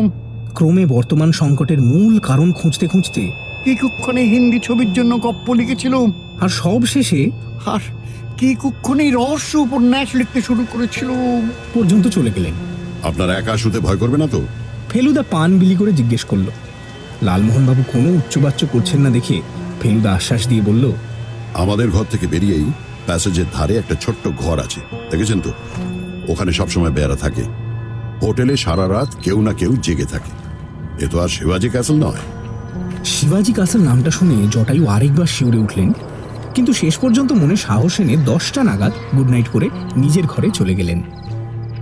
সারাদিন বম্বে চষে বেড়ানোর চেয়েও পুলকবাবুর ছবির অর্ধেক দেখে অনেক বেশি কাহিল লাগছিল, তাই জটায়ু চলে যাবার মিনিট 10 মধ্যেই শুয়ে পড়লাম। ফেলুদা যে এখন শোবে না সেটা জানি। ওর নোটবুকটা খাটের পাশেই টেবিলের উপর রাখা রয়েছে। সারাদিন খেপে খেপে তাতে অনেক কিছু লেখা হয়েছে, হয়তো আরো কিছু লেখা হবে। আমি অনেকদিন চেষ্টা করেছি রাতে বিছানায় শুয়ে চোখ বুজে খেয়াল রাখতে ঠিক কোন সময় ঘুমটা আসে, কিন্তু প্রতিবারই পরদিন সকালে উঠে বুঝেছি ঘুমটা কখন জানি আমার অজান্তেই এসে গেছে। আজও কখন ঘুমিয়েছি সেটা টের পাইনি। ঘুমটা ভাঙল দরজায় ঘন ঘন ধাক্কা আর সেই সঙ্গে বোতাম টেপার চ্যাঁ শব্দে।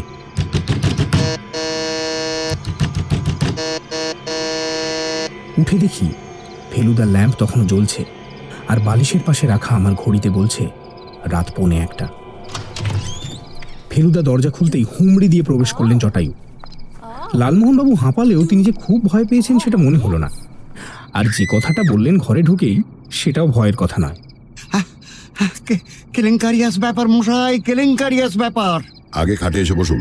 দূর মশাই, বসবো কি? এই দেখুন দেখুন, কাঠমান্ডুর কি মহামূল্য রত্ন আমার হাত দিয়ে পাচার করা হচ্ছিল, এটা দেখুন চোখে। লালমোহনবাবু ফেলুদার সামনে যেটা এগিয়ে ধরলেন সেটা একটা বই, ইংরেজি বই আর নাম করা বই। ল্যান্সডাউনের মোড়ের দোকানে একটা রাখা ছিল, সেদিনও দেখেছি।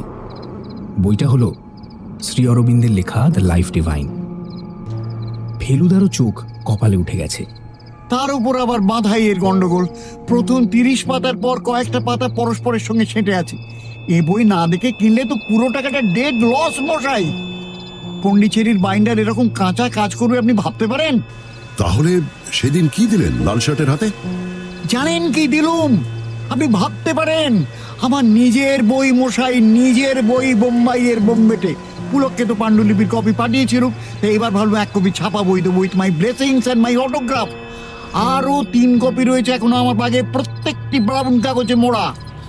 আরে মশাই, আমার ভক্ত তো সারা ইন্ডিয়াতে ছড়িয়ে রয়েছে। তাই ভাবলুম বম্বে যাচ্ছি, যদি 1-1 সঙ্গে আলাপ টালাপ হয়ে যায়, তাই সঙ্গে এনেছিল। আর তারই একটা কপি, বুঝলেন না? এত হালকা লালমোহনবাবুকে অনেকদিন দেখিনি। বইটা হাতে নিয়ে নেড়ে চেড়ে ফেলুদা বলল, কিন্তু সান্যাল যে টেলিফোনে হুমকি দিল সেটা কি ব্যাপার? এর সঙ্গে লাইফ ডিভাইন খাপ খাচ্ছে কি? লালমোহনবাবু এতেও দমলেন না। কে বললো সান্নাল? আরে টেলিফোনে কি অত গলা চেনা যায় না? কোনো উটকো বদমাস রসিকতা করেছে হয়তো। বোম্বাইতে যদি তীরন্দাজ ছবি হিট হতে পারে তো সব হতে পারে। আর গাড়িতে গুলবাহার সেন্ট? ওটা ওই ড্রাইভারই মাকে। কিরকম টেরির বাহাত দেখেছেন? শৌখিন লোক, ধরা পড়ে অপ্রস্তুত হয়ে স্বীকার করলে না। তাহলে আর কি, নিশ্চিন্তে ঘুমন গিয়ে। সে আর বলতে, মাথাটা ধরেছিল বলে ব্যাগটা খুলেছিলাম কোটোবাইরিনের জন্য, আর তাতে এই হাই ভোল্টেজ আবিষ্কার। যাক, রহস্য যখন মিটেই গেল, তখন আপনিও বরং একটু আধ্যাত্মিক বিষয় অধ্যয়নে মনোনিবেশ করুন। বইটা দেখে গেল। Good night. লালমোহনবাবু চলে গেলেন, আর আমিও আবার নিজের জায়গায় এসে শুলাম। ফেলুদা, যে লোক অরবিন্দের বইয়ের বদলে জটায়ুর বই পেল, তার মনের কি অবস্থা হবে বলো তো? ক্যাপচুরিয়াস। বালিশে মাথা দিয়ে বলল ফেলুদা। মাথার পেছনের বাতিটা ও জ্বালিয়েই রাখল। দেখে হাসি পেল যে ফেলুদা তার সবুজ নোট বই সরিয়ে রেখে অরবিন্দের লাইফ ডিভাইনের পাতা উল্টালো। আমার বিশ্বাস ঠিক ওই সময়টাতেই আমার চোখ ঘুমে বন্ধ হলো। বম্বে থেকে পুনা যাবার পথে খান্ডালা আর লোনাওলার মাঝামাঝি একটা লেভেল ক্রসিং এর কাছে আমাদের যেতে হবে শুটিং দেখতে। ছবির 11টা ক্লাইম্যাক্সের শেষ ক্লাইম্যাক্স দৃশ্য তোলা হবে আজ। একদিনে কাজ শেষ হবে না, পরপর আরও 4 দিন যেতে হবে সবাইকে।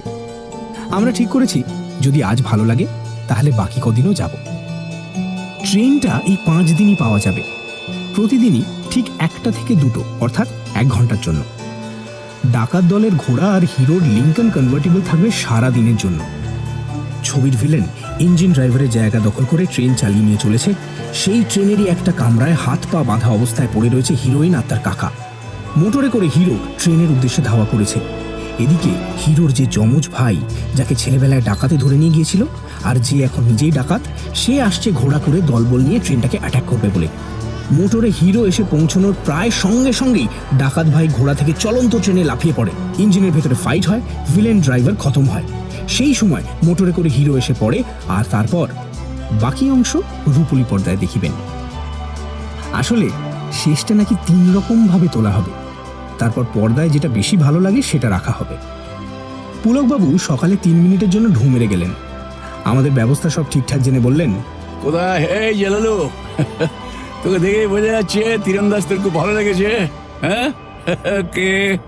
আসলে লালমোহনবাবু সকাল থেকেই রাত্রিরের ঘটনাটা ভেবে ক্ষণে ক্ষণে আপন মনে হেসে ফেলছিলেন। পুলকবাবুর সামনে সেই হাসিটাই বেরিয়ে পড়েছিল। এখন পুলকবাবুর কথা শুনে আরো জোরে হেসে বললেন, ও গড়পাড়ের ছেলে, তুমি দেখালে ভাই। ফিরতে রাত হবে, তাই ফেলুদা বলল হাত ব্যাগগুলো সঙ্গে নিয়ে যেতে। কালকের কেনা কমলালেবু, বিস্কুট, লজেন্স জুস ইত্যাদি 3 ব্যাগে ভাগ করে দেওয়া হলো, আর লালমোহনবাবুর ক্যাশ 10,000 টাকা ম্যানেজারের জিম্মায় সিন্ধুকে রেখে রসিদ নিয়ে নেওয়া হলো। কি জানি বাবা, ফিল্মের ডাকাতের দলে আসল ডাকাত যে ঢুকে পড়বে না একটা, তা কি গ্যারেন্টি বলো? ফেলুদা সকালে একবার বেরিয়েছিল, বলল ওর নাকি সিগারেটের স্টক ফুরিয়েছে। যেখানে যাচ্ছি সেখানে কাছাকাছির মধ্যে নাও পাওয়া যেতে পারে। ও ফেরা 10 মিনিটের মধ্যে আমরা রওনা দিয়ে দিলাম। আজও দেখলাম গাড়িতে গুলবাহারের গন্ধটা কিছুটা রয়ে গেছে।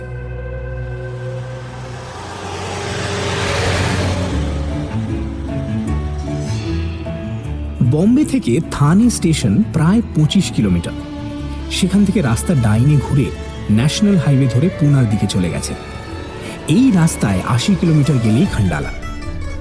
আজ দিনটা ভালো, আকাশে টুকরো টুকরো মেঘ হাওয়ার তেজে তরতর করে ভেসে চলেছে।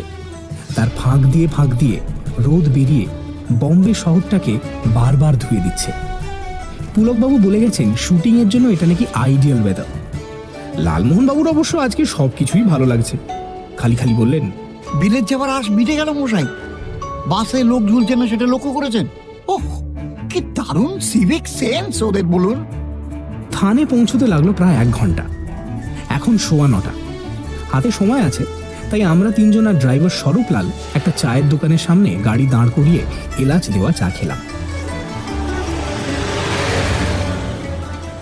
থানে ছাড়বার কিছুক্ষণের মধ্যেই দেখলাম আমরা ওয়েস্টার্ন ঘাটসের পাহাড়ের পাশ দিয়ে চলেছি। ট্রেন লাইন আর এখন আমাদের পাশে নেই। সেটা থানের পরেই উত্তরে ঘুরে চলে গেছে কল্যাণ। কল্যাণ থেকে আবার দক্ষিণে ঘুরে সেটা মাথেরান হয়ে যাবে পুনা। মাঝপথে পড়বে আমাদের লেভেল ক্রসিং।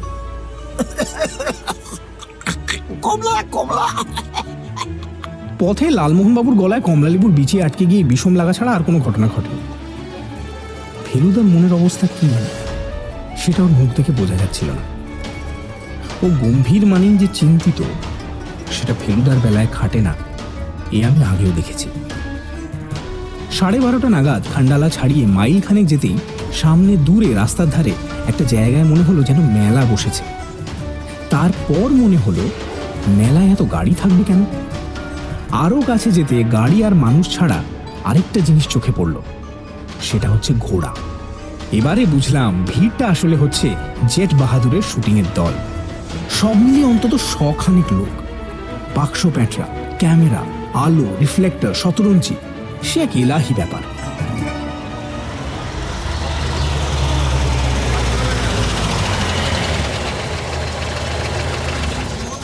আমাদের গাড়িটা একটা অ্যাম্বাসেডর আর একটা বাসের মাঝখানে একটু ফাঁক পেয়ে তার ভেতরে ঢুকে থেমে গেল।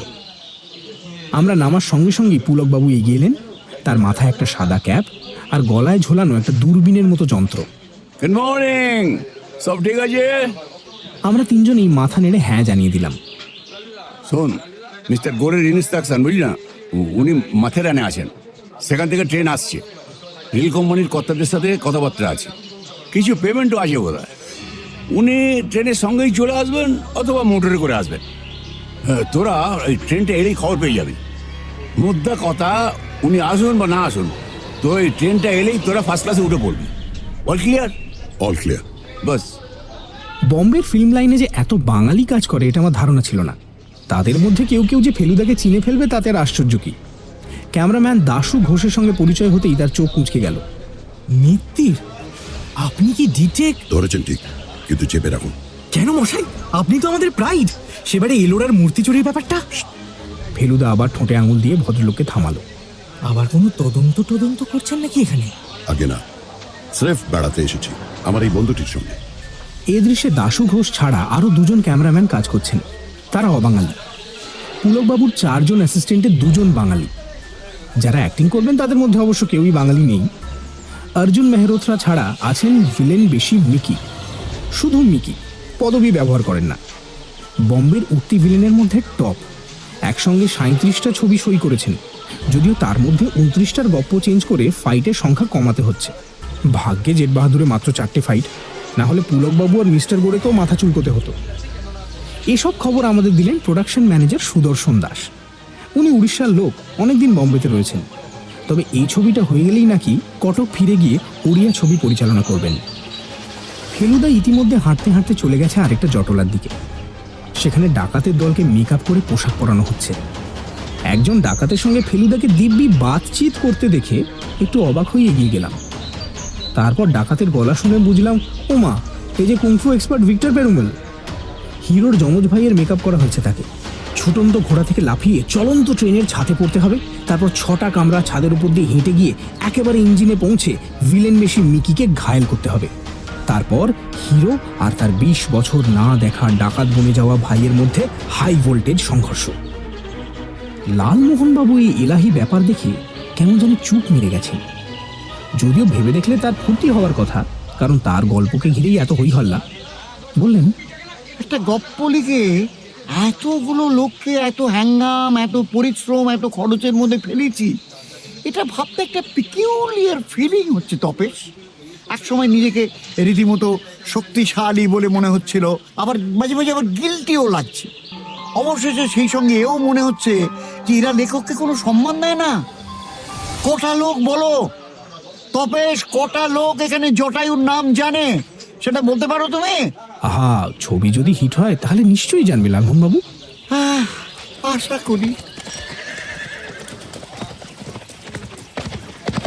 যেসব ডাকাতের মেকআপ হয়ে গেছে তাদের মধ্যে কয়েকজন ঘোড়ার পিঠে চেপে ছুটোছুটি আরম্ভ করে দিয়েছে। ঘোড়াগুলো একটা বিশাল বটগাছের তলায় জড়ো হয়েছিল। গুনে দেখলাম সব শুদ্ধ 9টা।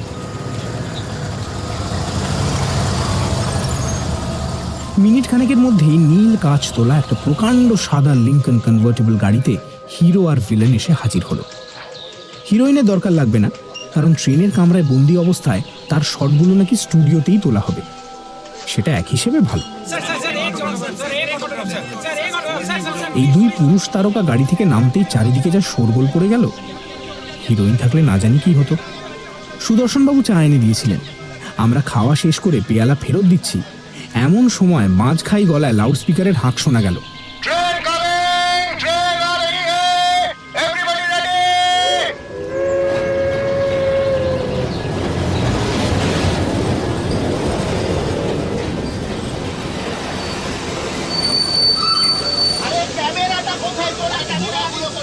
কালো ধোঁয়া ছাড়তে ছাড়তে 8টা বগি সমেত পুরনো টাইপের ইঞ্জিনটা যখন লেভেল ক্রসিং এর কাছে এসে দাঁড়ালো, তখন ঘড়িতে ঠিক 1টা বাজতে 5 মিনিট। ফার্স্ট ক্লাস কামরা যে মাত্র একটাই, আর সেটাও যে পুরনো ধাঁচের, সেটা দূর থেকেই বুঝতে পারছি। অন্য কামরাগুলোতে মাথেরান থেকেই প্যাসেঞ্জার বসিয়ে দেওয়া হয়েছে। তাদের মধ্যে ছেলে মেয়ে বুড়ো বুড়ি সব রকমই আছে। ট্রেন থামার সঙ্গে সঙ্গেই পুলকবাবুর ব্যস্ততা একেবারে সপ্তমে চড়ে গেছে। আরে কি হচ্ছে? এই 3 নম্বর কামরা, 3rd ক্যামেরা, বাদে করুন, ঘোড়া ধরুন, ঘোড়া থেকে ধরুন। What are doing man, what are doing? হ্যাঁ, আকাশ দেখাচ্ছেন কেন এখন? তিনি একবার এই ক্যামেরা থেকে ও ক্যামেরায় ছুটে যাচ্ছেন, একবার হিরো থেকে ভিলেন, একবার এ অ্যাসিস্ট্যান্ট থেকে ও অ্যাসিস্ট্যান্ট। লালমোহনবাবু পর্যন্ত বলতে বাধ্য হলেন, না মশাই, শুধু টাকা দিয়ে ছবি হয় না, এটা কিন্তু বোঝা যাচ্ছে। হিরোর গাড়ি রেডি। কালো চশমা পরে স্টিয়ারিং ধরে বসে আছে অর্জুন মেহরোত্রা। পাশে তার নিজের মেকআপ ম্যান আর 2 জন ছোকরা টাইপের লোক, বোধহয় চামচা টামচা হবে। অর্জুনের সামনে একটা হুড খোলা জিপে তেপায়া স্ট্যান্ডের উপর ক্যামেরাও রেডি। ভিক্টর সমেত ডাকাতের দল ঘোড়ার পিঠে আগেই এগিয়ে গেছে। তারা চলন্ত ট্রেন থেকে সিগন্যাল পেলে একটা বিশেষ পাহাড়ের বিশেষ জায়গা থেকে নেমে এসে ট্রেনের পাশে দৌড় আরম্ভ করবে। ভিলেন মিকিকে দেখলাম পুলকবাবুর একজন সহকারীর সঙ্গে ইঞ্জিনের দিকে এগিয়ে গেল। আমাদের যে কি করা উচিত ঠিক বুঝতে পারছি না, কারণ মিস্টার গোরের দেখা নেই। তিনি ট্রেনেই এসেছেন কিনা সেটাও বুঝতে পারছি না। ভিড় পাতলা হয়ে গেছে, অথচ আমাদের দিকে কেউ আসছে না দেখে লালমোহনবাবুর উস্কুসুনি আরম্ভ হয়ে গেল। বললেন, ও ফেলুবাবু, ফেলুবাবু, এটা কি ভুলে টুলে গেল নাকি আমাদের? একটি মাত্র প্রথম শ্রেণীর কামরা, কথা মতো সেটাতে গিয়ে ওঠা উচিত।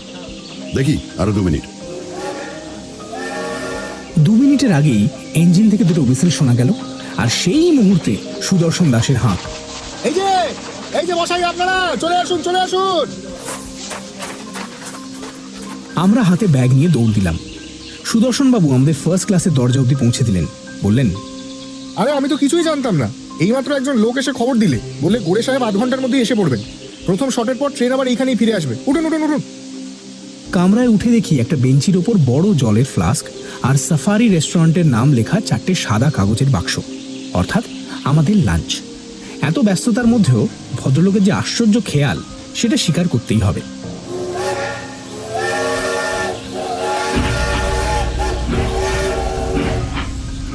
আরেকটা হুইসেলের সঙ্গে একটা ঝাঁকুনি দিয়ে গাড়ি ছেড়ে দিল। আমরা 3জন জানলা দিয়ে বাইরের কাণ্ড কারখানা দেখবার জন্য তৈরি হলাম। একেবারে নতুন অভিজ্ঞতা, তাই মনে একটা বেশ রোমাঞ্চ ভাব হচ্ছিল।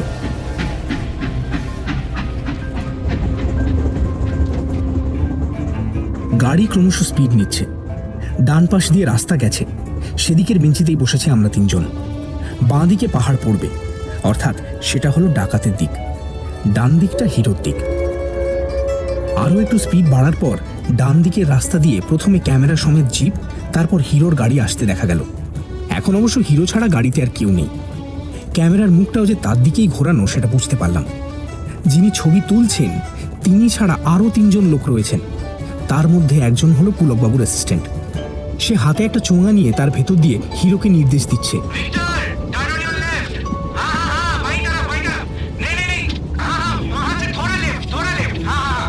আর দুটো ক্যামেরার একটার সঙ্গে পুলকবাবু রয়েছেন, সেটা রয়েছে ট্রেনেরই একটা কামরার ভেতরে। তৃতীয় ক্যামেরাটা রয়েছে ট্রেনের পেছন দিকের শেষ কামরার ছাদে। হিরো তেমন জোরে গাড়ি চালাচ্ছে না দেখে আমার মনটা দমে গিয়েছিল, কিন্তু ফেলুদা বলল ওটা ছবিতে নাকি জোরেই মনে হবে, কারণ ক্যামেরার স্পিড কমিয়ে শটটা নেওয়া হচ্ছে। তাছাড়া যতটা আসতে ভাবছিস ততটা আসতে কিন্তু যাচ্ছে না গাড়িটা, কারণ আমাদের ট্রেনটাও তো চলছে সঙ্গে সঙ্গে, আর চলেছে বেশ জোরেই। ঠিক কথা, এটা আমার খেয়ালই হয়নি। কিছুক্ষণের মধ্যে ক্যামেরার হিরোর গাড়ি আমাদের কামরা ছাড়িয়ে চলে গেল। পুরনো কামরা, তাই জানলায় গরাদ নেই।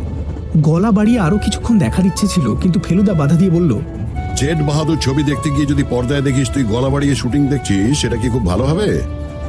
লোভ সংবরণ করে উল্টো দিকে জানলার ধারে বসবো বলে সিট ছেড়ে দাঁড়িয়েছি, ঠিক সেই সময় নাকি গন্ধটা এলো। ফেলুদা দেখি আমার পাশে নেই, তার দৃষ্টি বাথরুমের দরজার দিকে। সে এক লাফে উল্টো দিকে চলে গেছে, তার ডান হাত কোটের পকেটে। বন্দুক বার করে লাভ নেই মিস্টার মিতির, অলরেডি একটা রিভলভার আপনার দিকে পয়েন্ট করা আছে। এবার দেখলাম পাহাড়ের দিকে দরজাটা খুলে গেল। একজন লোক হাতে একটা রিভলভার নিয়ে দরজা ঠেলে ভেতরে ঢুকে দরজার মুখেই দাঁড়িয়ে রইল। একে কি দেখেছি আগে? হ্যাঁ, এই তো সেই লাল শার্ট, কিন্তু আজের পোশাক অন্য। আর চেহারায় যে হিংস্র ভাব দেখছি, সেটা সেদিন এয়ারপোর্টে দেখিনি। আজ এই অবস্থায় দেখে বুঝছি লোকটা একেবারে নিখাদ খুনে। তার হাতে রিভলভারটা তাক করা রয়েছে সোজা ফেলুদার দিকে। এবার বাথরুমের দরজাটা অল্প ফাঁক অবস্থা থেকে পুরো খুলে গেল, আর সেই সঙ্গে কামরাটা ভরে গেল গুলবাহারের গন্ধে। সান্নালি বটে, আর আপনার সঙ্গে আমার আসল দরকার মিস্টার গাঙ্গুলি। বইয়ের প্যাকেটটা নিশ্চয়ই ফেলে রেখে আসেননি। ব্যাগটা খুলুন, খুলে বার করে দিন। না দিলে কি ফল হবে সেটা আর বললাম না। প্যাকেট? কি প্যাকেটের কথা বলছি বুঝেছেন নিশ্চয়ই। আপনারই বই আপনার হাতে নিশ্চয়ই তুলে দিয়ে আসেনি সেদিন এয়ারপোর্টে। বার করুন, বার করুন। আপনি ভুল করছেন, প্যাকেট ওর কাছে নেই, আমার কাছে। ট্রেনের শব্দের জন্য সকলকে চেঁচিয়ে কথা বলতে হচ্ছে, কিন্তু ফেলুদার গম্ভীর গলা চাপা অবস্থাতেই ট্রেনের শব্দ ছাপিয়ে সান্নালের কানে পৌঁছেছে, কারণ চশমার পেছনে ভদ্রলোকের চোখ দুটো জ্বলে উঠল। লাইফ ডিভাইনের এতগুলো পাতা নষ্ট করে আপনার ঐশ্বর্য কিছু বাড়লো কি? निमो, ये आदमी कुछ भी गड़बड़ किया ना, इसको खत्म कर देना। हाथ तुले राखुन मिस्टर मित्तिर, हाथ तुले राखुन। গুন্ডাটার দিকে আর দৃষ্টি দিয়ে খসখসে গলায় বললেন সান্যাল। আপনার ঝুঁকিটা একটু বেশি হয়ে যাচ্ছে নাকি? আপনি যে জিনিসটা চাইছেন সেটা পেলেই তো আর আমাদের ছেড়ে দেবেন না। খতম আমাদের এমনিতেই করবেন, কিন্তু ট্রেন থামলে পর আপনার কি দশা হবে সেটা ভেবে দেখেছেন? Very easy. আমাকে আর কে চেনে বলেন? এত প্যাসেঞ্জার রয়েছে ট্রেনে, তার মধ্যে মিশে যেতে পারবো না। আপনাদের লাশ পড়ে থাকবে, আমি বাইরে বেরিয়ে অন্য কামরায় চলে যাব। Very easy, isn't it? ফেলুদার সঙ্গে অনেক রকম সংকটের মধ্যে পড়ে আমার সাহস বেড়ে গিয়েছে ঠিকই, কিন্তু একটা কারণে এই মুহূর্তে সাহস আনার অনেক চেষ্টা সত্ত্বেও বারবার আমার সমস্ত শরীর ঠান্ডা হয়ে যাচ্ছিল। কারণ আর কিছুই নয়, ওই নিম্ন। এরকম একটা নিষ্ঠুর খুনে চেহারা গল্পেই পড়া যায়। কামরার বন্ধ দরজায় ঠেস দিয়ে দাঁড়িয়ে আছে, গায়ের ফিনফিনে ফুলকারি করা শার্টটা খোলা জানলা দিয়ে আসা হাওয়াতে ফুরফুর করছে।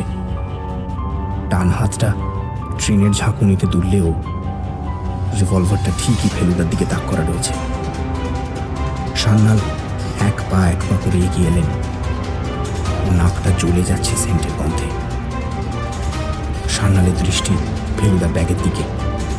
এয়ার ইন্ডিয়ার ব্যাগ ফেলুদার সামনে সিটের উপর রাখা। লালমোহন কি অবস্থা জানি না, কারণ তিনি এখন আমার পেছনে।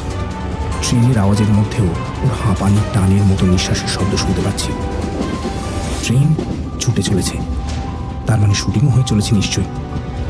মিস্টার করে কি সাংঘাতিকভাবে আমাদের ডোবালেন সেটা উনি জানেন কি? সান্যাল সিটে বসে বাক্সটার ক্যাচ টিপলেন, ঢাকনা খুলল না। বাক্সে চাবি লাগানো। চাবি কোথায়? হ্যাঁ, এটা চাবি কোথায়? মিস্টার সান্যালের সমস্ত মুখ অসহিষ্ণু রাগে কুঁচকে গেল। কোথায় চাবি? পকেটে। কোন পকেটে? ডান। আমি জানি ওই পকেটেই ফেলুদার রিভলভার। সান্যাল উঠে দাঁড়ালেন, রাগে ফুলছেন তিনি। কয়েক মুহূর্ত যেন কি করবেন বুঝতে পারছিলেন না।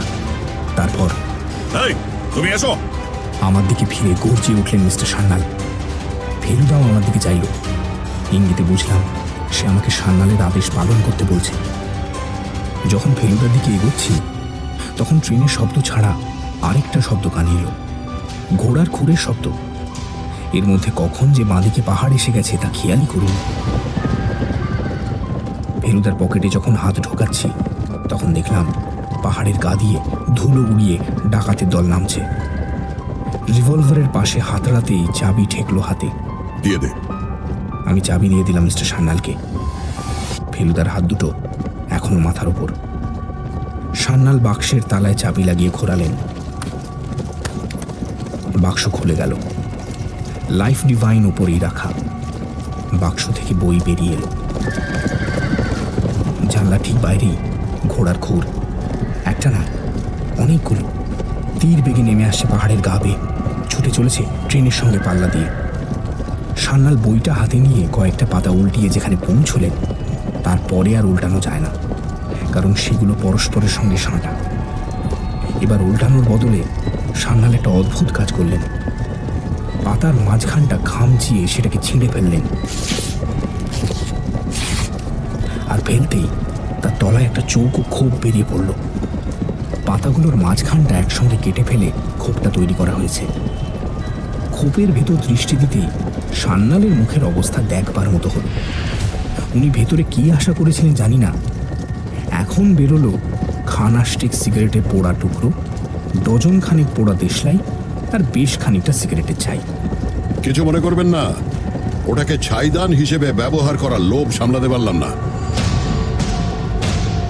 এবার সান্যাল এত জোরে চেঁচালেন যে মনে হলো সমস্ত ট্রেন ওর কথা শুনে ফেলবে।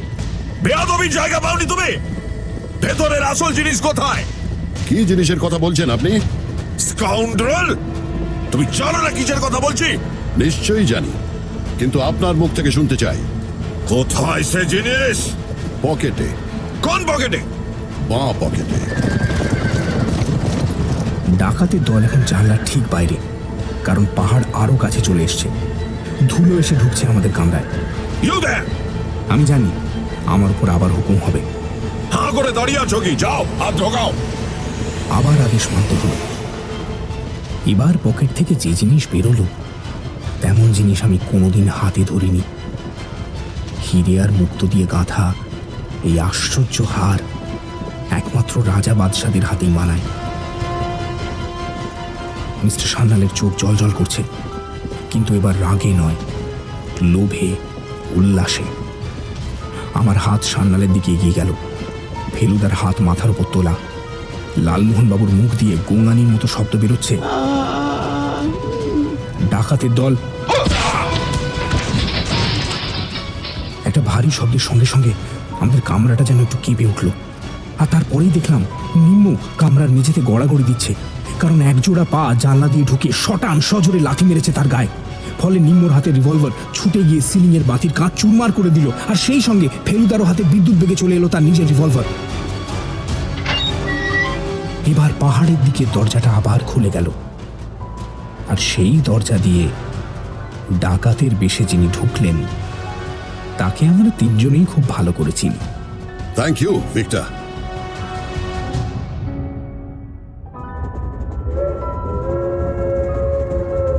মিস্টার সান্যাল সিটের উপর বসে পড়েছেন। এবার কাঁপুনিটা রাগের নয়, ভয়ের, কারণ তিনি জানেন তিনি জব্দ, তার আর পালাবার পথ নেই। এদিকে শুটিংয়ে গন্ডগোল বুঝে কেউ নিশ্চয়ই চেন টেনে দিয়েছে, কারণ ট্রেনটা যেভাবে থামলো সেটা চেন টানলেই হয়। থামার কয়েক সেকেন্ডের মধ্যেই শোরগোল শুনতে পেলাম।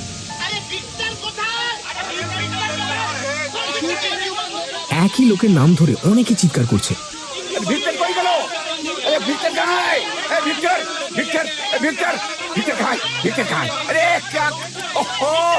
পুলকবাবুর গলা।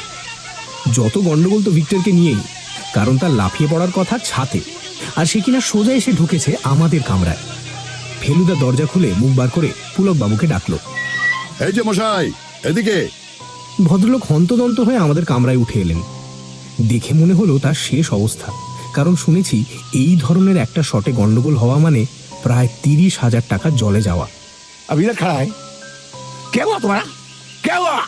কিন্তু তোমার মাথা খারাপ হয়ে গিয়া? আপনার ছবিতে জেট বাহাদুর আখ্যা একমাত্র ভিক্টর পেরুমালি পেতে পারে পুলক বাবু। তার মানে? পুলকবাবু অবাক হয়ে দেখলেন ফেলুদার দিকে। তার ফ্যালফ্যালে ভাবটার মধ্যে এখনো যথেষ্ট পরিমাণে বিরক্তি মেশানো রয়েছে। আর স্মাগলারের পার্টটা পরমেশ কাপুরকে না দিয়ে আপনার এঁকে দেওয়া উচিত ছিল। কি সব উল্টো পাল্টা বলছেন? ইনি কে? পুলকবাবু মিস্টার সান্যালের দিকে চেয়ে জিজ্ঞেস করলেন। ইতিমধ্যে ডান দিকের রাস্তায় দুটো নতুন গাড়ির আবির্ভাব হয়েছে, একটা পুলিশ জিপ আর একটা পুলিশ ভ্যান। জিপটা আমাদের কামরার পাশেই এসে থামল। তার থেকে নামলেন ইন্সপেক্টর পটবর্ধন। এইবার পুলকবাবুর প্রশ্নের উত্তরে ফেলুদা মিস্টার সান্যালের দিকে এগিয়ে গিয়ে 2 টানে তার দাড়ি আর গোঁফ, আর আরো 2 টানে তার পরচুলা চশমাটা খুলে ফেলে দিয়ে বলল, আপনার গা থেকে গুলবাহারের গন্ধটাও টেনে খুলে ফেলতে পারলে খুশি হতাম মিস্টার গোরে, কিন্তু এই একটি ব্যাপারে ফেলু মৃত্যুর অপারক।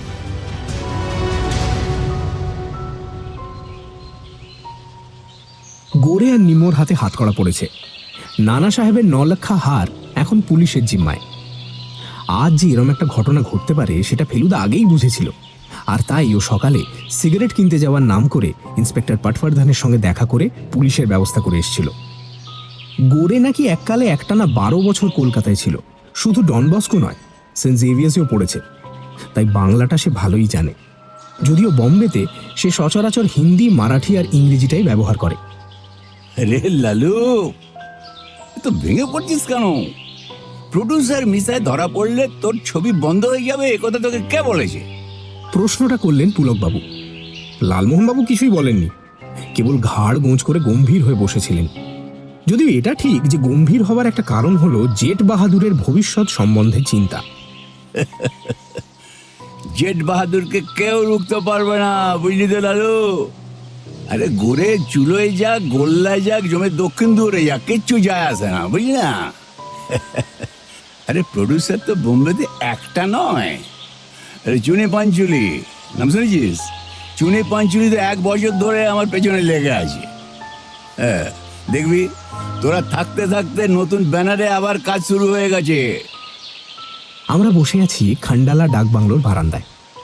চমৎকার পাহাড়ি জায়গা, বাতাসে রীতিমতো ঠান্ডার আমেজ। বম্বের অনেকেই নাকি খান্ডালায় চেঞ্জে আসে। সাফারির মাটন দো পেঁয়াজা আর নান খাওয়া শেষ হয়ে গেছে আগেই। এখন বিকেল 4:30, তাই চা আর পকোড়া চলছে। আমাদের টেবিলে আমরা তিনজনই বসেছি। পুলকবাবু ছিলেন এতক্ষণ আমাদের সঙ্গে। এইমাত্র উঠে মেহরোত্রা টেবিলে চলে গেলেন। অর্জুন মেহরোত্রার যেন একটু মনমরা ভাব। তার একটা কারণ হয়তো এই যে আজকের হিরো হচ্ছে নিঃসন্দেহে প্রদোষ মিত্তির। ইতিমধ্যে অনেকেই ফেলুদা সই নিয়ে গেছে, এমনকি ভিলেন বিকি পর্যন্ত। সেকেন্ড হিরো যে ভিক্টর পেরুমল, তাতে কোনো সন্দেহ নেই। ফেলুদা ভিক্টরকে আগে থেকেই তালিম দিয়ে রেখেছিল। বলেছিল, घोड़ा लेके जब ट्रेन के पास पहुंचेंगे तब जरा फर्स्ट क्लास कमरे की तरफ नजर रखिएगा। अगर कोई गड़बड़ देखी तो सीधा अंदर आ जाइएगा, ठीक है? ফেলুদা দুহাত মাথার উপর তোলা দেখেই ভিক্টর ধরে ফেলেছে গন্ডগোলের ব্যাপার। আশ্চর্য, এত বড় একটা কাজ করেও তার কোনো তাপ উত্তাপ নেই। সে এরই মধ্যে আবার বাংলোর সামনের মাঠে তার লোকজনকে নিয়ে 1, 2, 3 করে কুংফু অভ্যেস শুরু করে দিয়েছে।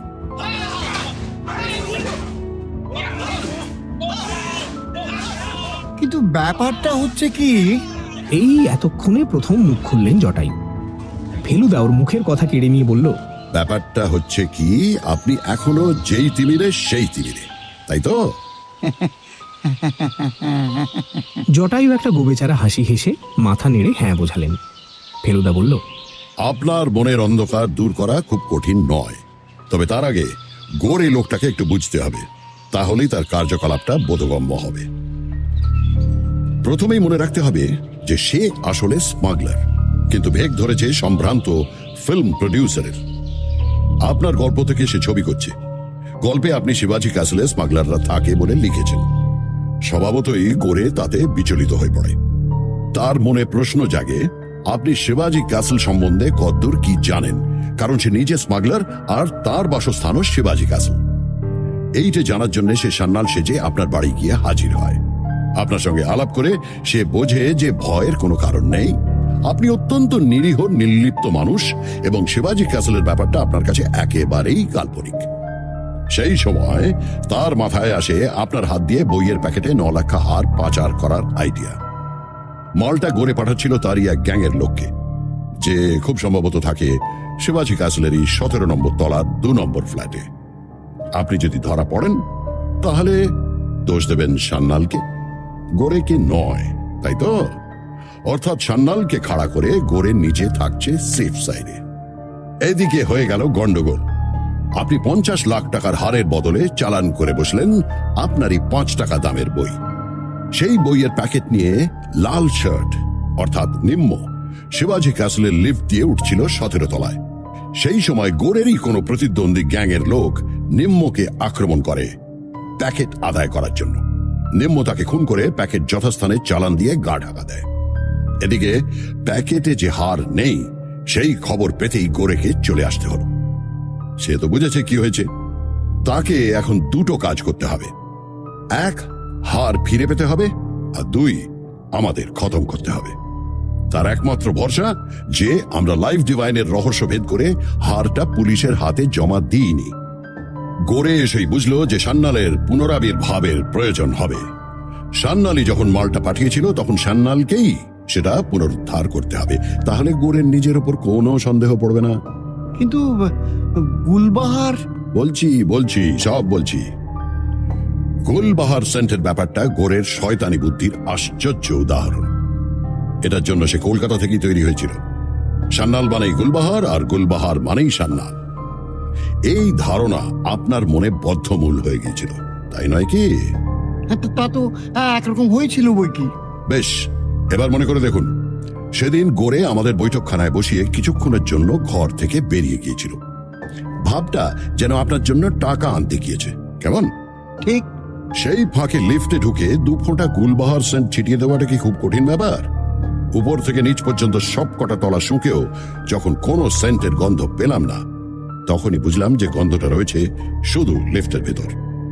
অর্থাৎ সেটা হচ্ছে মানুষের গা থেকে নয়, এসেছে সেন্টের শিশি থেকে। ঠিক সেইভাবেই লোক লাগিয়ে লোটাস সিনেমার সামনে গাড়ির জানলা দিয়ে হাত বাড়িয়ে কয়েক ফোঁটা সেন্ট গাড়ির সিটে ছিটিয়ে দেওয়াও অতি সহজ ব্যাপার।